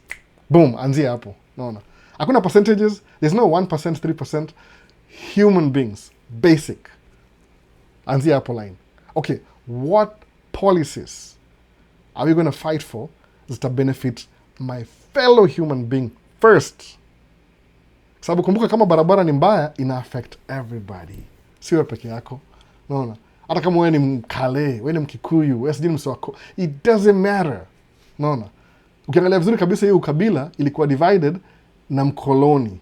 Mkoloni kuna sijui ni kuna jina yake nani nimesahau.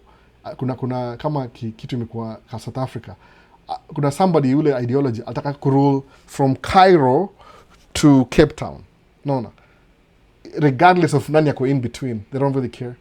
So angalia sama basis ni we are human beings. Naona what are the basic rights za human beings? Ni kama charter ya UN. Kuna a right to live life, to breathe air, kwa sababu air ni free, by the way. Hata mshindwa watu tajiri, watu maskini so breathe the same air, by the way. Kama hujaifikiria hivyo, mimi breathe air ndani hivi, sisi sema oxygen. I used to think it was oxygen. Hapana. Ukiangalia kwa compound ya air, kwa atmosphere hapa, kwa malisi tuko hapa hivi, oxygen ni what percentage of the air? Nitrogen ndio mingi. So mu breathe in nitrogen, alafu na extract ile oxygen, alafu na breathe out nitrogen. So the same oxygen na breathe itaingia kwa carbon dioxide, tena yeye kwa convert kwa oxygen, is the same air you will breathe. Hakuna tofauti. So we are sharing air. So as a human being, basic human rights, the right to live, the right to healthcare. Kwa sababu healthcare ina sustain ile, kuna madawa already. Mbona una monopolize madawa? Unaona? Mbona una monopolize resources? Maji, life, education, vitu kama hizo. Prioritize hizo vitu. Kwa sababu hizo ni vitu tutajenga nchi. Si ukabila. Ukabila ni kama una perpetuate the same thing wale the destroyers walikuja naye. No. As on a basis, we are human beings first. It doesn't matter what orientation, sexual orientation. Ini mambo ya bedroom bana. No. Nani yosoma ngati naangalia kile mse afanya kwa bedroom yake. Hapana, kuna kitu kama hiyo. As on a basic human rights, we are all human beings first. Any life lost ni life lost, by the way. Si ati ni percentage ama ni figures ama kuna kitu kama hiyo. Waza na hivyo. Alafu champion hizo politics. Kama wewe ni Gen Z, mko na cell phone, communicate. Kuwa na movement, grassroots movement. Sema hii ni Nairobi team. Usikuwe threat, hata si lazima useme una threaten. Hata sema hivi, we'll have our own delegation ya vijana, tutafute access tukaongea na Ruto. Kwa nini? Kwa sababu yeye ndio president. Kama kuna any power as a president Kenya, sijui nimekuwa kama niko disconnected in a way. But anza na grassroots movement, alafu useme these are our policies would like for the young people. Alafu hiyo movement kama itakuwa contagious, we influence us mwende as a group. Mkienda collectively na hiyo bargaining collectively, hiyo ndio kama ile tunga picketing hapa ya America, picketing, mtaget exactly what you want. Naona sababu nasemaje, niko under pressure na sijui IMF, niko under pressure na sijui World Bank, lakini watu wangu wamesema nisipodui kitu watanitoa nje. Man, guess what, atatafuta mbinu ile resources zako nazo, atry to make sure hiyo kitu happen.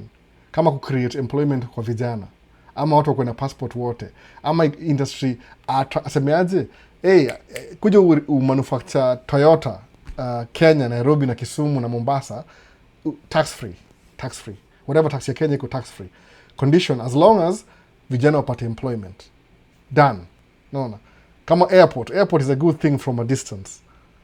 Ile airport ile improvement, kuna watu wa mjengo, usiunderestimate watu wa mjengo, by the way, kwa sababu unaweza dharau mjengo Kenya na hapa US kama ni msemo wa mjengo. I'm not kidding, by the way. Unajua mjengo ni how much hapa US? $45 an hour, one month experience. We got 5 years, $85 an hour.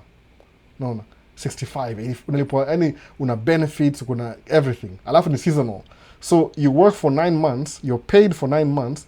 Alafu hizo 3 months ufanye kazi, you're paid 80% of your pay. No. Hiyo ni construction. People don't want to do it. Kwa nini? Unakaa kwa jua the whole day. Wewe ni melanated bana. Unakaa kwa jua the whole day. Who cares? Ni vile mimi ni mzee, ningeingia construction fully. Kwa sababu kile mfanya na tracking ni more na work harder kwa track than auto construction. Kwa sababu ile guaranteed pay and union, and not everybody wants to do it. Unaona sasa? So bora tupate kazi pana tambua. Sawa, Guru Visual semaje, be serious, I come from the same area. Huku hospitali not working ni mbaya sana. Wasee wakienda maandamano, others die in scarce nowadays. Ndio hivyo semaje, kama maandamano ya work, you can't always be like twende kwa streets. No. Naambia kweli kabisa, ukisoma mambo ya government na philosophy in just a little bit, just a little knowledge. This is not the channel. No. Kama mnaenda kwa maandamano kwa streets, alafu watu wanauliwa, naona doing the same thing over and over expecting different results, maybe inafaa mchange strategy. Sema hatuta fight kwa sababu one thing inaanzia kwa Roman Empire. How old is the Roman Empire? 2000 years ago, 25 years. Roman Empire, kwa hiyo writing walisemaje, the government knows how to suppress maandamano. Yani hiyo ni classic. Kuna unit inaitwa GSU. I was trained specifically ku shut down protest. Sasa wewe mwananchi wewe against a trained specific force ya ku suppress your story. Is that how you're going to channel your... No. Wachana your story. No. Change strategy. Sema tukae chini. What do we want? Hii ni mtaa yetu. Huku ni Isli drainage ni mbaya. Okay, sawa. Drainage ni mbaya. What do you need? Security ni mbaya. Mbona security ni mbaya? What are the causes? Wanaume wengi hawana hope. Kwa nini? The only way ni kuibiana. Because nobody ako stable. How do we make stabilize? Hii ni 15-year plan. Okay, sawa. Able to structure. 4 years from now, what can we do to improve life hivi na hivi? Kaa chini. Kuwa na organization. Chukua mapasta. Naona. Siku preachia wasee tu fluff. Kaa chini na mapasta. What do they do for mapasta nafaa kukuwa na kondoo? Tumia hiyo influence ya church. Kwa nini? Kwa sababu ni organized religion. Kuna wasee wenda church kila siku. Kuna hiyo, okay, nasema tu example. Si disrespectful. Kwa hiyo club ya Sunday hiyo. Naona. Tumia wasee. Link wasee semeaje. What things our community, as a community, ina suffer. The next community. Si tuko na maji, tuna barabara. Si tuna barabara, tuna maji. So how can we work together tafute ule our representative, tumwambie hii ndio kiasi yetu. I present asemeaje, ile pesa tukubikuwa allocated, we can do this and this at the same time. Angalia the most urgent things, this is angojea kidogo. Alafu work on those. Ukimaliza moja, gone. Next thing. Naona. Wacha mambo ya maandamano bwana. Naona. Baba amelala, Raila amelala. Alianza maandamano. It's not working anymore. Saini akili, naona. I think it's much easier when you use your mind than physically. Kwa sababu physically, kuna force specifically. Roman Empire. Walisemanga hivyo. Look it up. I'm not going to tell you, utafute. Walisema, the government is structured to suppress protest. Experts. Naona. Unatupa mawe ujui asha kulenga. They know what you're doing. Na psychology ndio mbaya kabisa. Yani, they will defeat you before you even start. Alafu ubaya hii ni ile, kuna wasa wale mabystanders. They don't even know what's happening. Wanakuwa caught up na hiyo. Alafu wachana maandamano sasa. Naona. Tafuta real change na akili. Wacha kulipost juu $20 juu umaskini. Utakuwa maskini for how long? Doing the same thing over and over again, expecting different results. Tangu lini ika work? Enda chini useme history. Bala kuangalia TikTok scroll seme nani yako live leo tusengenye sijui nani. Sema tafuta kwa search engine siku hizi imekuwa na enough content semeaje? Niambie history ya Kenya. Why is Kenya so corrupt? Is it really corrupt? Ama tu ni ile nini leadership iko, yani kuna ile nasema ile the structure ni ile everybody is trying to look for something, a breakthrough. Kuna wale wanapata hiyo breakthrough wakienda kuiba kwa serikali. Hawajui imekuwa iko so commonplace that everybody thinks nikiingia kwa office ni kuiba tu. Unaona? I'm pretty sure I say some of them wako ile in good faith. Ni ile wanakuwa defeated sababu ile environment I allow hizo vitu ku happen. Unaona? Mi sit na issue zetu. Hapa mali naishi hapa hivi naishi sitting to Plymouth. Unaona? If I want to run for governor, ndazana governor. Si governor, I'm sorry. Ndazana mayor. I'll run for mayor. Hata lose election, by the way. Your opponent. Si anajua policy si mnaenda kwa debate. Si your opponent knows your policies ni gani. Si anajua. So akiingia pale a fail. Every time your opponent ukishindwa kwa election, umeshindwa, your opponents are win, alafu wewe fail, you still had your own policies, ndio? Nothing has changed. Akishindwa kufulfill zile zako zile amplifier, utamtoa kwa ofisi. No. Na ukiingia make things work, people will keep electing you over and over again. Angalia China. China walisema Xi Jinping, good leader, lifetime. scrap off nini ituangaje elections for Xi Jinping. Kwa nini tuachana hiyo story sahii hata tu wakae tu hapo. You can change the rules tomorrow, unaona hivyo, si ati they are set in stones. Hizi ni policies bana, majority, unaona, the democracy, exercise the democratic right, bila violence. By the way, the same Maisha states, disclaimer, maandamano kama tutachana nayo, unaona. Najua maandamano kuna mali there's a place for it, lakini si every solution ya maandamano. Si hivyo. Kuna ile policy, naona. I'm pretty sure ukienda kwa ule sijui structure ya Kenya nimesahau. Mimi niwacha kama kuna province 8 siku hizi kuna county. Kwa hiyo county government kuna governor. There's a way mnaweza kuwa na audience. Chukua tu group yenyu mseme sisi ni youth. Kwanza youth nyinyi mko powerful. Kwa nini? Because you're young. Tumesema 25 to 65. Kama mko the first decade of your working life, mko na more power than others wanatoka. Umeona? Hapa US the problem ni ile leadership ya US sahi ni wasa wameretire wako over 65. Sio kama baby boomers. Ndio wana lead country. That's why the country ina feel so disconnected. Unaona? Because everything kwa world iko na community. Alafu kuna watu kuna ideology fulani wanatafuta ile sijui ni centralism ama ni fascism, ile they want to concentrate power to themselves. Na hizi ni dreams walikuwa nazo, they never achieved them. Now they are exercising them now. So wako on their way out of this life. Naona? Ajui kuna wasawa young, they want community. Mkikuwa na ukabila mna lose, by the way. Racism may cause American development billion of dollars. Ukabila. Because mtu ajenga airport Eldoret na population iko Nyeri. I'm using an example. This don't no. It doesn't make any sense. No. Kuna places takuwa kama hapa nini US. Everybody lives in California. Everybody and their mama and their grandkids, they all live in California. Everybody. No. Kila mtu ako California. Si ni kwa nini? California ndio movie star. Everybody lives there. No. Population yako sijui ni actually population ya California as a state ama ni city. Sometimes city can have more people than an entire state. Because everybody lives there.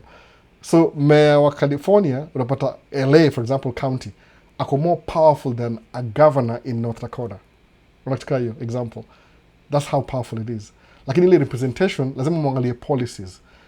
Hata kuwa mjinga wa mwisho, policy ni very easy. Si barabara inafaa kujengwa, mbona ijengwe? Jiulize tu hivyo. Anza na vitu zile zina affect watu, kama lazima ustabilize health na food security. Zile vitu zinafanya watu wakuwe na uhai. Alafu everything else ita pile up from that. No. So heri tuhepe Kenya, tutafute sahi pain ya corruption father of this Kenya. Kama unahepa sawa, naona. Kama unahepa sawa. So man under my no. Maandamano ni ufala. Ni kurudisha inchi nyuma. Ni ukweli by there's a place for it. Lakini si kila kitu. Mbona? Jiulize, mbona fuel expensive? Si Ruto, by the way. I don't think Ruto na control fuel. Ni Iraq, Iran, something. Ili affect ile, si Ruto, to be honest. I'm not like, don't take sides. Hata si Trump hapa. Ni kuna ile economy. Basically ni very simple economics. Simple economics. Mafuta, supply ya mafuta imekuwa affected na 20%. Big deal. Kwa nini? So, kuna demand iko high, supply iko low. What's going to happen to the price? Kama demand iko high na supply iko low. No. Commodity, product inakuwa valuable. So, because they want their profits, my shareholder, wasema, we're not going to lose any money. Inakuwa $5. No. So these guys, they're so greedy. Why $5? Wrong question. Sema, how can I invest in energy? So when fuel goes, when demand is high, supply is low, and I'm an investor in energy, what happens to my shares? Zina grow. No. Pia wewe kuwa part of your team. Si eti una complain kila siku. That's the solution, si hivyo? Maandamano mnauliwa bure. Sema tu dialogue. Anza na dialogue. Na dialogue ni very simple. Mtaongea dialogue for 5 years, alafu kuna elections. Kama mta disagree, election the deciding factor. You're all fired, brand new people. Ukuje. Tuone penye mtafanyaje. Ni process, by the way, ni process. Politics ina affect your daily life, so lazima uko involved. Lakini when it comes to personal development, usingoje serikali kuchange wewe. That's not gonna happen. No. Ita happen hiyo. So tutamaliza live. Anything nimemiss hapa, hebu tuone. Tukiweza fika America, the knowledge we have learned from you is enough to make it in few months. That's good, Master Gabu, nafaa kuja bana. Naona Sonko amesahau taabu za Kenya. Anabonga stability tukiwa survival. Usimlaumu from his, nitumie hivi, glasses za Sonko. Akivaa glasses zake hivi asema, opportunity. Niyo ngine mkivaa glasses zenyu msema, opportunity, shida. Perspective matters. Kama ingekuwa na shares kwa energy, fuel ikuwe $5, I don't complain. Why? Because regardless of what happens, the stock maintains my money. No. So jiulize, how do I invest in this? Sababu if everybody is part of the pie, inakuwa hard. So lazima the Strait of Hormuz ifunguliwe, ndio mafuta iflow tena, ndio ile demand supplies iko kwa equilibrium, ndio price stabilize. Because ikiendelea kuwa high hivyo, itaharibu economy. Some economies suffer because now they're spending more on a substitute. Because kila government kuna budget, by the way. Usilaumu tu watu bure. Kenya kuna budget. Sulipa deni ya colonialism bado mpaka leo. What can we do to increase income alafu tulipe hiyo deni? No. Ama tafute another legal way. Angalia ule mseule wa sijui ni country gani, ule general nimesahau jina yake. Alichange country. Asema, so who controls minerals? France. Cut them off. Okay, sir. We'll give you your money. Resources ni yetu anyway. What's a sovereign state anyway? Enough control everything kwa hiyo land. I'm going to create your story, by the way, but it's already created for you. So what do? You can't go back. Wese mwende wambia Delamere, give me your farm. Apana, alinunua kitambo. What were you guys doing when akinunua hiyo shamba? Jaribu kumbuy out. Mpatie pesa ile compensation, mwambiaje, we'll give you 1 billion plus 10 million for 10 years utunulie hiyo shamba. Nimekuwa hapa Minneapolis last week. Nikaona one of the parks, iko between Minneapolis, I was working. Kuangalia ile plaque ya history, kumbe there was a mansion huko hivyo, mansion kwa hiyo park. It never used to be a park. Ilikuwa mansion ya mtu, private residence. Because inakaa kama private residence. What happened ile, when the guy died, the city bought, walinunua hiyo land back to the city. Then sahi, it's a historical park. Ilibidi wa destroy hiyo mansion because it was too liability. Kumaintain ilikuwa too expensive. Unaona, city ya maintainingi manini, wangeuzia mtu pia, but they wanted to make it a park. Kumbe huyo msee akanaishi kwa hiyo hao, ndio the founder wa General Mills. Siko najua by the way, kusema I need to go back there. So niko na 2 sites I have to visit. Video coming soon, kama ndakumbuka, kama nda make video. Unaona. So ukiangalia history unakuwa na perspective. Unaona, okay, now this makes sense. It's like you're using your brains to think. You're thinking now, you're thinking. Si kila siku ni physical. Nimesemaje? Mimi nilikuwa Roman Empire wali learn how to suppress. Nini? Protest. Man, hiyo ni 2000 years. So, is there any government that doesn't know how to do that? They do. No. Protest, it has its place. Si kila kitu ni protest. Sometimes ni, what can we do? No, discuss. Sababu niko very sure, wasa wako nini, your minds, use your minds to understand exactly what you can do to change your community. You yourself, unajidharau sahi. Kwa nini? Because you're living it. Unajua vizuri kabisa what we need. Hata kama ujui, if you put your brains together sahi mwamweniaje, let's do this and this and this and that. Mtakuwa na solution on paper. Alafu mwingie politics, mwende ikuwe active. Same thing na personal development. You know what to do, you're thinking about it, you take action. You take action, what's the outcome? Ita improve kila mtu. But lazima yaze na personal development. Kama unaishi na ngojea somebody else to come and save you, hata hiyo concept of Christianity, by the way, kuwa very careful. It's like you just go to a building, unapreach, unarudi home. Nothing changed. Ulikuja pale kwa stressed up, ukapewa therapy ya 2 hours, ukaimba, ukafurahi, ukarudi home na maskini tena. Nothing changed. Acha kwanza ukapatia na tithe and offering, ukarudi home. Bado umekuwa maskini. Nothing has changed. Ni ile tu umekuwa na therapy ya 2 hours. Maybe it lasts tuongeze 6 hours. Ile 2 hours before we're in the church, 2 hours after ukarudi home. Did change anything? Ulipoa tu spiritual hype na ukarudi home. Monday unarudi job kuhustle tena. Umeona? Sema one day Mungu atasaidia. That's not how it works though. No. Kama nasema tu ile to stretch it a little bit further, nothing wrong na hiyo kwenda kwa community of like-minded people, naona hivyo. So si blame watu, you be the change that you want to see. Naweza sema hivyo mimi nifundishwa hivyo, by the way, niambiwa, oh, you want to do something, Albert? Oh, who are you blaming? That person. Look at yourself. What can you do wewe mwenyewe to contribute to the change? Nijaribu, by the way, nikashindwa. Nikasema aje, the best I can do, the things I'm learning right now, ziko so life changing, ndakaa chini nianze channel ito Maisha States, kwa Kiswahili, niambie wasee wale watu na people that understand me. Ile na assume hivi, I'm just assuming, by the way, nimekuwa diaspora 19 years, so I'm a little bit disconnected, but I know nilianzia wapi. Najua mali nilianzia zalio Pumwani Maternity Hospital pale Pumu, nikaishi Seli most of my life, naona. So nikaanzia huko hivyo. So hii ni yote nimelearn, si coincidence, even you can learn that too. So kusema ndaanza channel ni share. Si hata sikumake do, by the way, sikumake do. Self-funded, hii ni kama non-profit yangu, non-profit. Self-funded Maisha States, kusaidia wase information uko na clarity. Kwa sababu nyinyi mkithink the same way mimi think, muactivate your mind yenyu, mta bring change. It could be 4 years from now. Naona. Our my great leaders tunasema kama Martin Luther King Jr. alikuwa na hiyo dream, I have a dream. Aliamka siku moja akasema I have this dream. Na akaifuata through mpaka ilimuua, unaona. His belief was so strong that he got killed for his belief. Imagine hivyo. Ni one threat kwa establishment, whatever it is. Anyway, so back in 2023, you were very close to church. Which lesson you learned to change that mindset?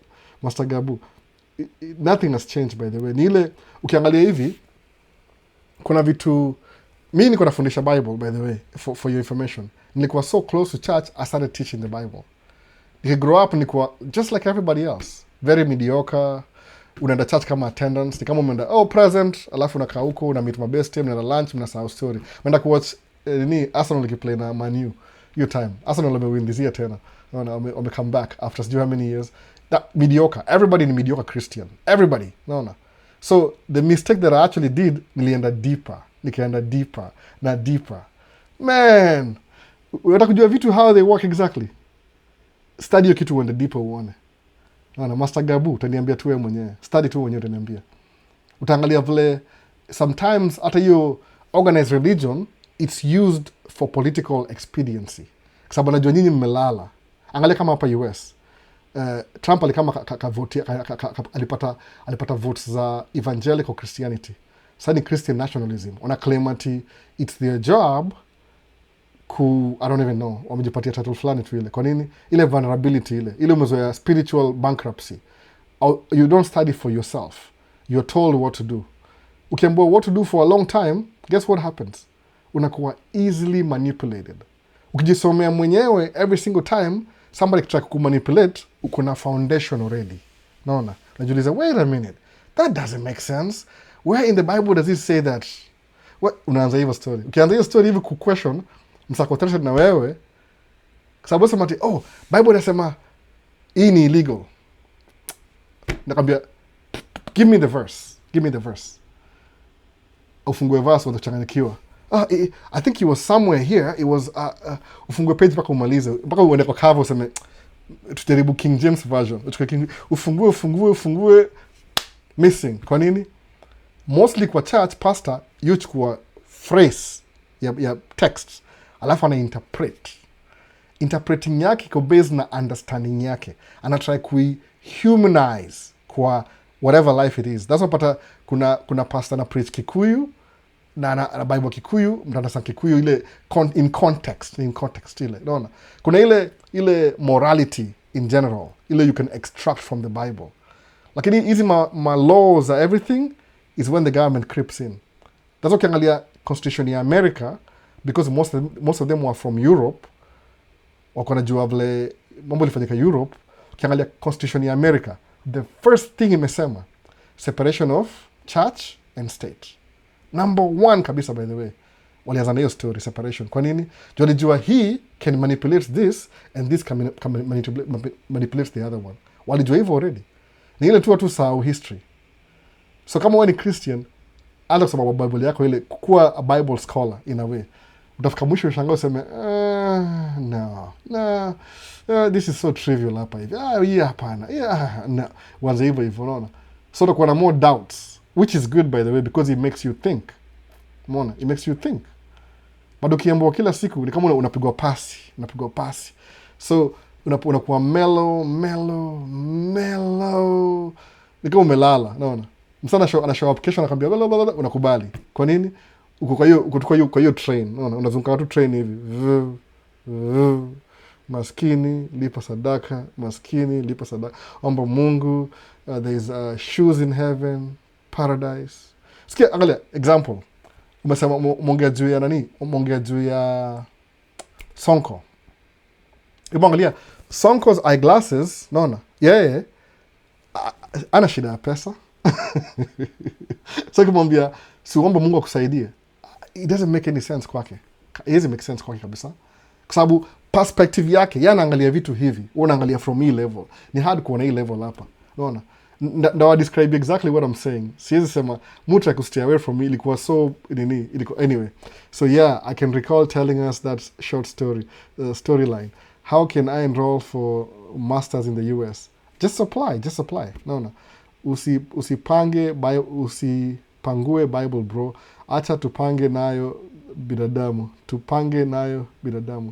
Acha kutupange Andrew. Sipangi Bible by the way. Nasema tu ni ile vile mimi understand. Una-understand vitu more. Kuna perspective. Sometimes una tie this with this. This with this. This with this. Unaona? Unachukua your spiritual bankruptcy, unafikiri ndio ile your poverty iko related to your spiritual bankruptcy. Si hivyo. Unaona? Si hivyo kabisa. Anyway, hii ni story nyingine. Hata si part of each channel by the way. Si part of your discussion. Albo, kuja Kenya, build your life here with the ideas you have from America. Hapa kwanza, ukiweka system zuri ya tracking like ya multiple hauliers, you can make a killing. Rudi Kenya bro. Watoi wangu mpaka wamalize shule kwanza. Naona, university wote. Good to see you Albo. Uli Thomas Wanyinko. Nakumbuka, umepotea kiasi by then aje Thomas. Nani mwingine? All the way from Tanzania here. So, usipange Bible bro, acha tupange nayo binadamu. So, I don't know what mimi sikwagi naigusia tu. Hiyo that's not my stand. Hapa mtu akufocus na personal development. Kwa sababu msema hivi, focus na the things you can control immediately. Sai. What can you do to change your circumstances? Sai. Si kesho kutwa, now. Juu mimi nisemaje? Sikia mimi example. City ni big deal, ni small. Mimi nilipata driver license ya CDL. Nika drive over the road for 2 years. Nili drive US iko na 48 states, continental US. Kuna Alaska na Hawaii, hizo ni mbili. Alafu kuna territories, hizo ni story nyingine tena. So, out of 48 states, my first year of tracking, nilicover 46 states. So, technically, nimekuwa every single state in America except 2. 4 altogether. My first year of tracking. Nikamit huyu mzee, I think ilikuwa Oklahoma. Tukaongea kaniambia, it's worth it kurudi home kufanya local. Nikavumilia 2 years. When I came back local to after job ya local, wakaniambia, we need you to have 5 years experience before you drive our truck locally. Nikasema, okay sawa, what do I do? Nikamit one of my friends, alikuwa na truck yake. Akabuy truck nikamdrive ya kidogo. Nikawaka na Nigeria. Nikaland job kabisa after 1 year. Nikasema, what the heck? Ndabuy truck yangu. Nikabuy truck yangu, hiyo truck wana drive kwa hiyo Nigeria. Kaniuzia kama 13,000 hivi. 12,800. Nikaomba loan ya 10,000, nikampatia 10,000, which was almost 80%. Nikamlipa hiyo ingine polepole. Nikaland business the hard way. Taxes twice. Karibu nikakuwa bankrupt, nikaharibu credit. All the things that happen. Everything that's supposed to go wrong go wrong. Do you know why I did that? Nilijua hivi, the only way ndakuwa na job home every night hapa Minnesota bila kwenda over the road the next 5 years ni kujicreate my own path. Was it easy? Mimi nakwambia ukweli kabisa. From the time nitoka over the road, my first 5 years na tracking, nili make every mistake possible. Nilikuwa broke, nikaharibu credit, everything. Credit yangu was so messed up, it took 7 years to build again. So imagine, nipata license yangu 2008, niliharibu credit yangu mpaka 2019 ndio nilimprove credit. Niko na 7 years ya bad credit because niliattempt kudo tracking with no experience. Unaona hivyo sasa? But what did that do? Ilinstabilize, nililearn kuishi life ile, yani sometimes lazima una move mbele unarudi nyuma, kawaida tu. So nikiwaambia vitu hapa saa hii, I may not be elaborately nasemeaje, this is my story exactly. Nasemaje, if I can do it, mimi say average tu, yani average, yani si above average. Kuna wasa wanaochapa hivi ni above average vibaya sana, ni mtu mjui bado, you don't even know, hujakuwa tried bado and tested, bado umechanganikiwa, hata ujui uko wapi. Naona Master Gabu ajui uko wapi. Master Gabu kumbe labda ni kamilionea, nile hujamweka kwa barabara vizuri, yani hajapata hiyo barabara bado kwa kichaka hapa hivi. Naona mimi ni average, I'm very average by the way. Utakishwa hivi the same thing I'm doing kwa hivi, uko na tracking company ya 200 trucks in 3 years. Kwa nini? Mind yako sika yangu, wewe si average kama mimi. Unaona hivyo? So because desire ilikuwa nini? Kukua home every night. Nili make mistake ya 3 years kukua home every night. After that, nisha go through all the whatever in between. Then the company calls me, hey, are you still interested? I was like, oh, you have no idea. No, you have no idea. Even if I wanted to, ni downgrade kwangu sahi. No. Because nisha figure out how to run my own stupid truck business by myself. Then you want me to be a driver again? Ni kama narudi back 3 years ago. No. Ilikuwa impossible. Nikalan. So nisema hii ni example yangu by the way. I might not be accurate. Akisema hivyo ni ile nika appreciate kusoma books. Ile any knowledge ni important. Unaweza apply kwa life yako, it change life yako on a daily basis. Ndio msema kila siku. Naona amjui average mimi. Wewe you have no idea uta thrive. Ni kama wewe ni kama mbegu hivi, ukitupa kwa the right soil. Just the right soil. Iko ni top soil, ni green, kuna moisture, kuna sprinklers, utagrow 10 times bigger than me. No. Mimi labda mimi ni sidile ndogo ile. Na ndianzia wapi? Pumwani. Nikaenda Isili. Nikagrow hivyo yote. Na hiyo desire kusemaje, the only way to change life yangu ni kuenda States. That's it. I was thinking about it. No. Hiyo miaka yote. Nikatry kanyimwa. So failure, succeed. Failure, succeed. Huyo ni mimi. Kuna msesi lazima apitie hiyo failure, by the way. Unaona, msemanga personality. And I know some of you, hata ni most of you by the way. Sijui, I don't know what is, mimi najua tu. Most of you. Kuna wasa wamekamuku hivi tracking, mimi nimekaa hapa kama seme 16 years. Kuna wasa wamekaa hapa 5 years. Mmoja ameanza 2019, ana track 10 sahi. Hiyo umekiri kama sijui ni 1.2 million gross a year. Hiyo umekama 150 a month. Naona. Na ameanza 6 years ago. Niambie mse, what do I have to do with him? Nothing. Mimi nimintroduce, yeah, ame grow. Naona. Am I mad at him? Hapana. Hiyo ni yeye mwenyewe. Just the right seed, the right soil, utashangaa litafika. So siongee juu ya Bible, I'm not trashing anything. Kama unaishi life yako na Bible, wewe endelea kukaa hivyo. Kama mseni Muhindi, wacha kae tu na ile dini yake. Kama ni Muislamu, wacha kae tu hivyo na dini yake, sababu hiyo ndio structure yake alizaliwa nayo. Hiyo huwezi change. But personal development, hiyo ni wewe peke yako. Unaona? You have the brains. Use it. Si mimi you can, huwezi nipatia mimi kutumia yako, ni impossible. Lazima tu exchange brains. Unaona? Wewe fanya hivi. Nipatie yako alafu shika yangu to exchange. I can't do that. Ni wewe mwenyewe, unaona? Use it. Sema ndaanzia wapi? Duko Vitera alikuwa Middle East, anachomwa na jua, ni Bwana Paul ni jua. Sasa yuko California na Mexico, cruise ship. That's just one step. You don't know what his next step is. No. Ukiangalia vitu in terms of kuna ile abundance ndio poor. Scarcity, you will always stay poor. Kwa sababu ni kama una underestimate mind yako and the things you can think about and the things you can do. Si scarcity, hii ni condition tu, ni temporary. Ile tu umejipata huko. Maybe it's not even your fault. Ukiangalia abundance utakuwa wapi? No. That's what I'm saying. Mimi niko shy in person. I'm very shy. But ile nimekuwa na experience, I'm actually niko so shy that I'm brave enough to share my experience. Mimi niko very shy deep down, but I'm brave enough to share my experience because it's true. No. Alafu nazeka nasemaje, nikidai leo for example, na wase wajui information. Mtaka mnawacha hizi video, labda ita make sense. Sema, msali musa mabooks za wasali dedi sijui ni 100 years ago, by the way. No. Think and Grow Rich. Think and Grow Rich. Hiyo book iliandikwa lini by the way? Before my dad was born. Na mimi nimesoma sahi, ni kama imeandikwa sahi presently. It's the same thing. Sijui. Imagine Think and Grow iliandikwa which year? Hebu niambie. Ni tuangaje ndio nimesahau jina mse Think and Grow Rich. Mwoga nayo mahali hapa hivi ndio tu mtu hii nimeficha book zangu zote. Think and Grow Rich. Hiyo ndio title ya book. Sema tu hujaisoma hiyo book. Think about the title. Oh, so you can think and actually grow rich. Yes, you can. No. Yes, you can. You can think and grow rich.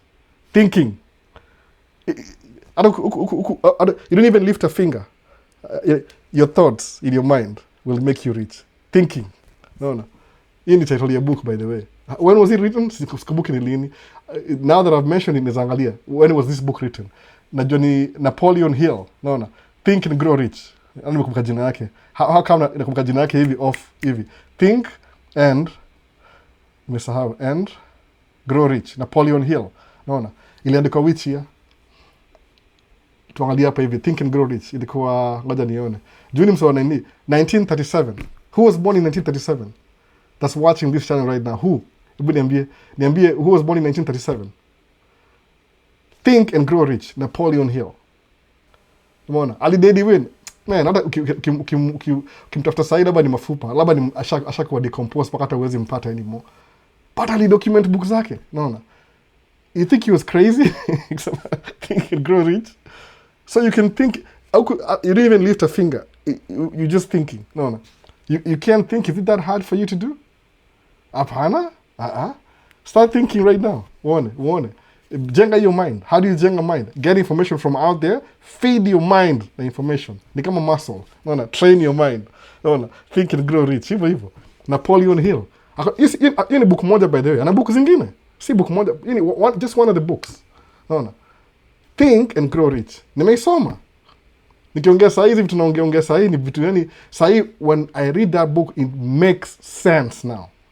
Kwa nini? Mpaka nataka kuona I'm not even utilizing half of my, hata sijui 20% of my brain power. That's what it does to you. Unaona books. Soma books. Kama huwezi soma tafuta audio, tafuta whatever. Hapa huwezi download PDF because ni illegal. Kenya labda mnaweza do hivyo. Juu mko outside ile jurisdiction ya copyright. Unaona? So anyway, Virus ameingia last minute. Nasemaje, when you get a chance to run your own business, you can never give up even though it's tough. You always do it. You keep waking up and doing the same thing over and over again and you get different results.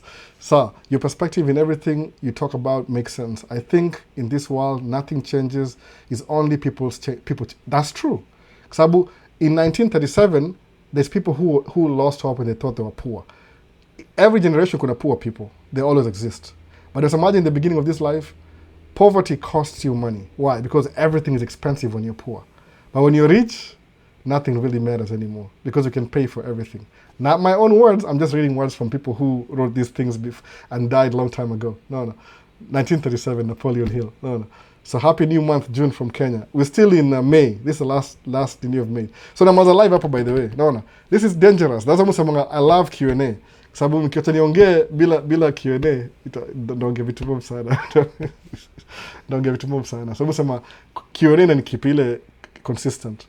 So that's it for today. Kumbuka hivyo. You can think and you can grow rich. If you didn't know, that's a book. It exists. Author ni Napoleon Hill. It was written 1937. 1937 alisema think and grow rich. Napoleon Hill. I don't know what he was smoking when he said that. But whatever you're smoking, if it was legal, just think about that. No. Chukua your book, when you choma, you smoke it if you want to. Think and Grow Rich, Napoleon Hill. You're in one of the books, by the way. No. Think about it. So, 1937, think about it. Na your book inakuwa published mpaka leo. Which means, your book aliandika 1937, mpaka great-grandkids, they are benefiting from that book. Mwona hivyo. Just because you decided to think. Alafu unasema, I'm not going to think, I'm going to blame. That's the easiest thing to do, kublame watu. Labda ni Ruto. Oh, who's the next president? I don't know, but it's probably his fault too. And another one, ni MC, ni corruption, ni... Please, man, please. It could be true, you're right, but what are you going to do about it? Ngoja nitafuta hiyo book. Napoleon Hill, acha nikucopy hapa sahi mention. It's one of the books musoma at least occasionally na repeat everything. Na isoma over and over again. It never gets old, by the way. Sababu tu ni fascinating. Naona, very fascinating.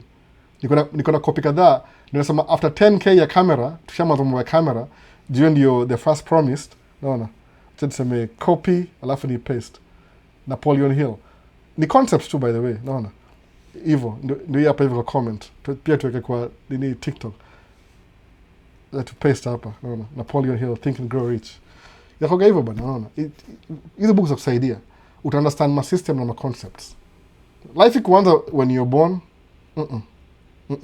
Unaona, ninawaambia very funny story, by the way. Mimi kuja hapa hivi, kuja States, nikuja hapa 2007. So the first time ndio na McDonald's ni kwa movie McDonald's. The second time ni in real life, ndio hii McDonald's. Aya, kuna restaurant inaitwa Wendy's. Kuna Burger King, hiyo mnajua kwa Kenya. Kuna KFC. Kuna mob sana, nimesahau. I can't name all of them. Whataburger, kuna sijui gapi, kuna sijui nini. My favorite ni Burger King, by the way. Alafu kuna stores. Kuna Target, kuna Walmart, kuna Big Lot, kuna sahi kuna Aldi. So according to me, the first time nakumbuka nikiona Target is 2007. Little did I know that Walmart na Target zilianza at the same time. I don't know how many years ago. No. Family ya Dayton ndio ilianza Walmart. Target headquarters ni Minneapolis. Hapa hivi. Naona. That's what kuna Delta. Delta Airline ni prestigious airline. So ukienda airport uone kuna Delta mingi, Delta hiyo fuata pesa, by the way. If you go to any city na kuna Delta hub, there's rich people around there. Kwa nini? Kwa sababu Delta planes, half of it ni premium. Naona. Si economy. Si ndege ziko wapi? Si breeze hapa hivi. Ni Delta. Naona. Delta. Hii hapa hii. Premium. Ukiona Delta hapa, hiyo ni premium. Si breeze ni low cost carrier. Naona. Si United Airline. Si hii ni Chicago pia. Hii ndio premium US. The richest airline company ni Delta. Naona. Pure profit, our least ndege nanunua ndege cash. These guys. Naona. Nimeanza mambo ya ndege tena. This will never end. But ndio hivyo. So hapa hivi, hapa ni hub ya Delta hapa hivi. Naona. Meaning there's rich people who live in Minneapolis. So this is a really good city to live in. Naona. Hapa ni Ubabini. Most of this city ni Ubabi, by the way. In the Westlands. The whole of Twin Cities in the Westlands. Most of it. There are so many rich people here. Alafu wanapenda watu. That's why Somalia wametrive hapa hivi. Wanaekelewa tu mambo ya politics because wana thrive. Naona, hawasumbuki anymore. So tumaze live bana, nimeenda sana. This is what I say. Nikiongea bila guidance naongea sana. So new month, leo ni May. Tunakuwa new month kesho. We kama 8 hours behind. So niaje Albo, nimekutana na niaje. Leo niko live na malza live sasa, by the way. Nini nyingine? Huko tuko June. Najua ni Happy Madaraka Day. Naona. Kwa Meti Technical Service utatumaje at committee. Thanks. Book. Nataka book yenyewe. Tuongee. Nikishafika 10k subscribers, I'll start giving away books. 10k ni camera, after that ni books, by the way. That's the next thing. The next goal itakuwa books sasa. Itakuwa tushafika 10k milestone, so tutakuchambua book. Even the ones who can't read, tutakufundisha kusoma, by the way. We'll teach you how to read these books. Naona kuna camera hapa, by the way. Kuna camera. Naona camera hii, top down, hii. Naona hiyo. This is a camera hiyo. Hello. Kuna hiyo. Ndeka book hapa tusome kila mtu. Itakuwa ile membership. I'm still growing the channel, by the way. My kids are getting older, so ndakuwa na time. So Think and Grow Rich, Napoleon Hill, 1937. Na bado hiyo book iko relevant leo. So has anything changed? System ni ile. So tumaze live bana wase. Hata nianze na TikTok. Ndio nisumbua. Kama una swali mta comment down below. Taendelea baadaye. Naona. End live. Sina haraka sana leo, lakini namaze live hapa hivi. I'll have to come YouTube wase. Kama kawaida. See you in the next one. Peace. Happy Madaraka Day. Mkiamka kesho asubuhi. In a few hours kwa Madaraka Day. So ya mwisho nani ilikuwa how will we get that book na camera? Camera ni 10k, itakuwa one camera, so many people. ile tutakuwa na raffle, unaona, ile tu you guys will decide. I have nothing to do, mimi napatiana tu, by the way, I have nothing to do with it. We'll figure out how to do it. Tutakuwa na raffle na email kitu kaa hiyo, alafu whoever wins, alafu to move on to kushare mabook sasa na information nyingine different, unaona. Locked in Mr. Albo from Langata, karibu sana Langata, LA. Niko natamani kuishi LA, by the way, I never did. Kitaka sema mazee kiishi LA mazee, ndakuwa poa, karibu na Bomas of Kenya. Anyway, sawa ase. See you in the next one basi. Kama una swali yote, questions, criticism, sikuingilia mtu yote, by the way, comment down below. Nikushare tu idea, sometimes ina seem kama niko negative nayo. I'm not, by the way. Ni personal development. No matter who you are. No matter who you are, personal development. Some of you are halfway, some of you washafika, some of you ni wanaanza. It doesn't matter. Unaona. Saidiana wase, kila mtu, unaona. No man left behind. Tuendelee story bus next week. Peace. I'm out. Recording is Friday, by the way. This Friday.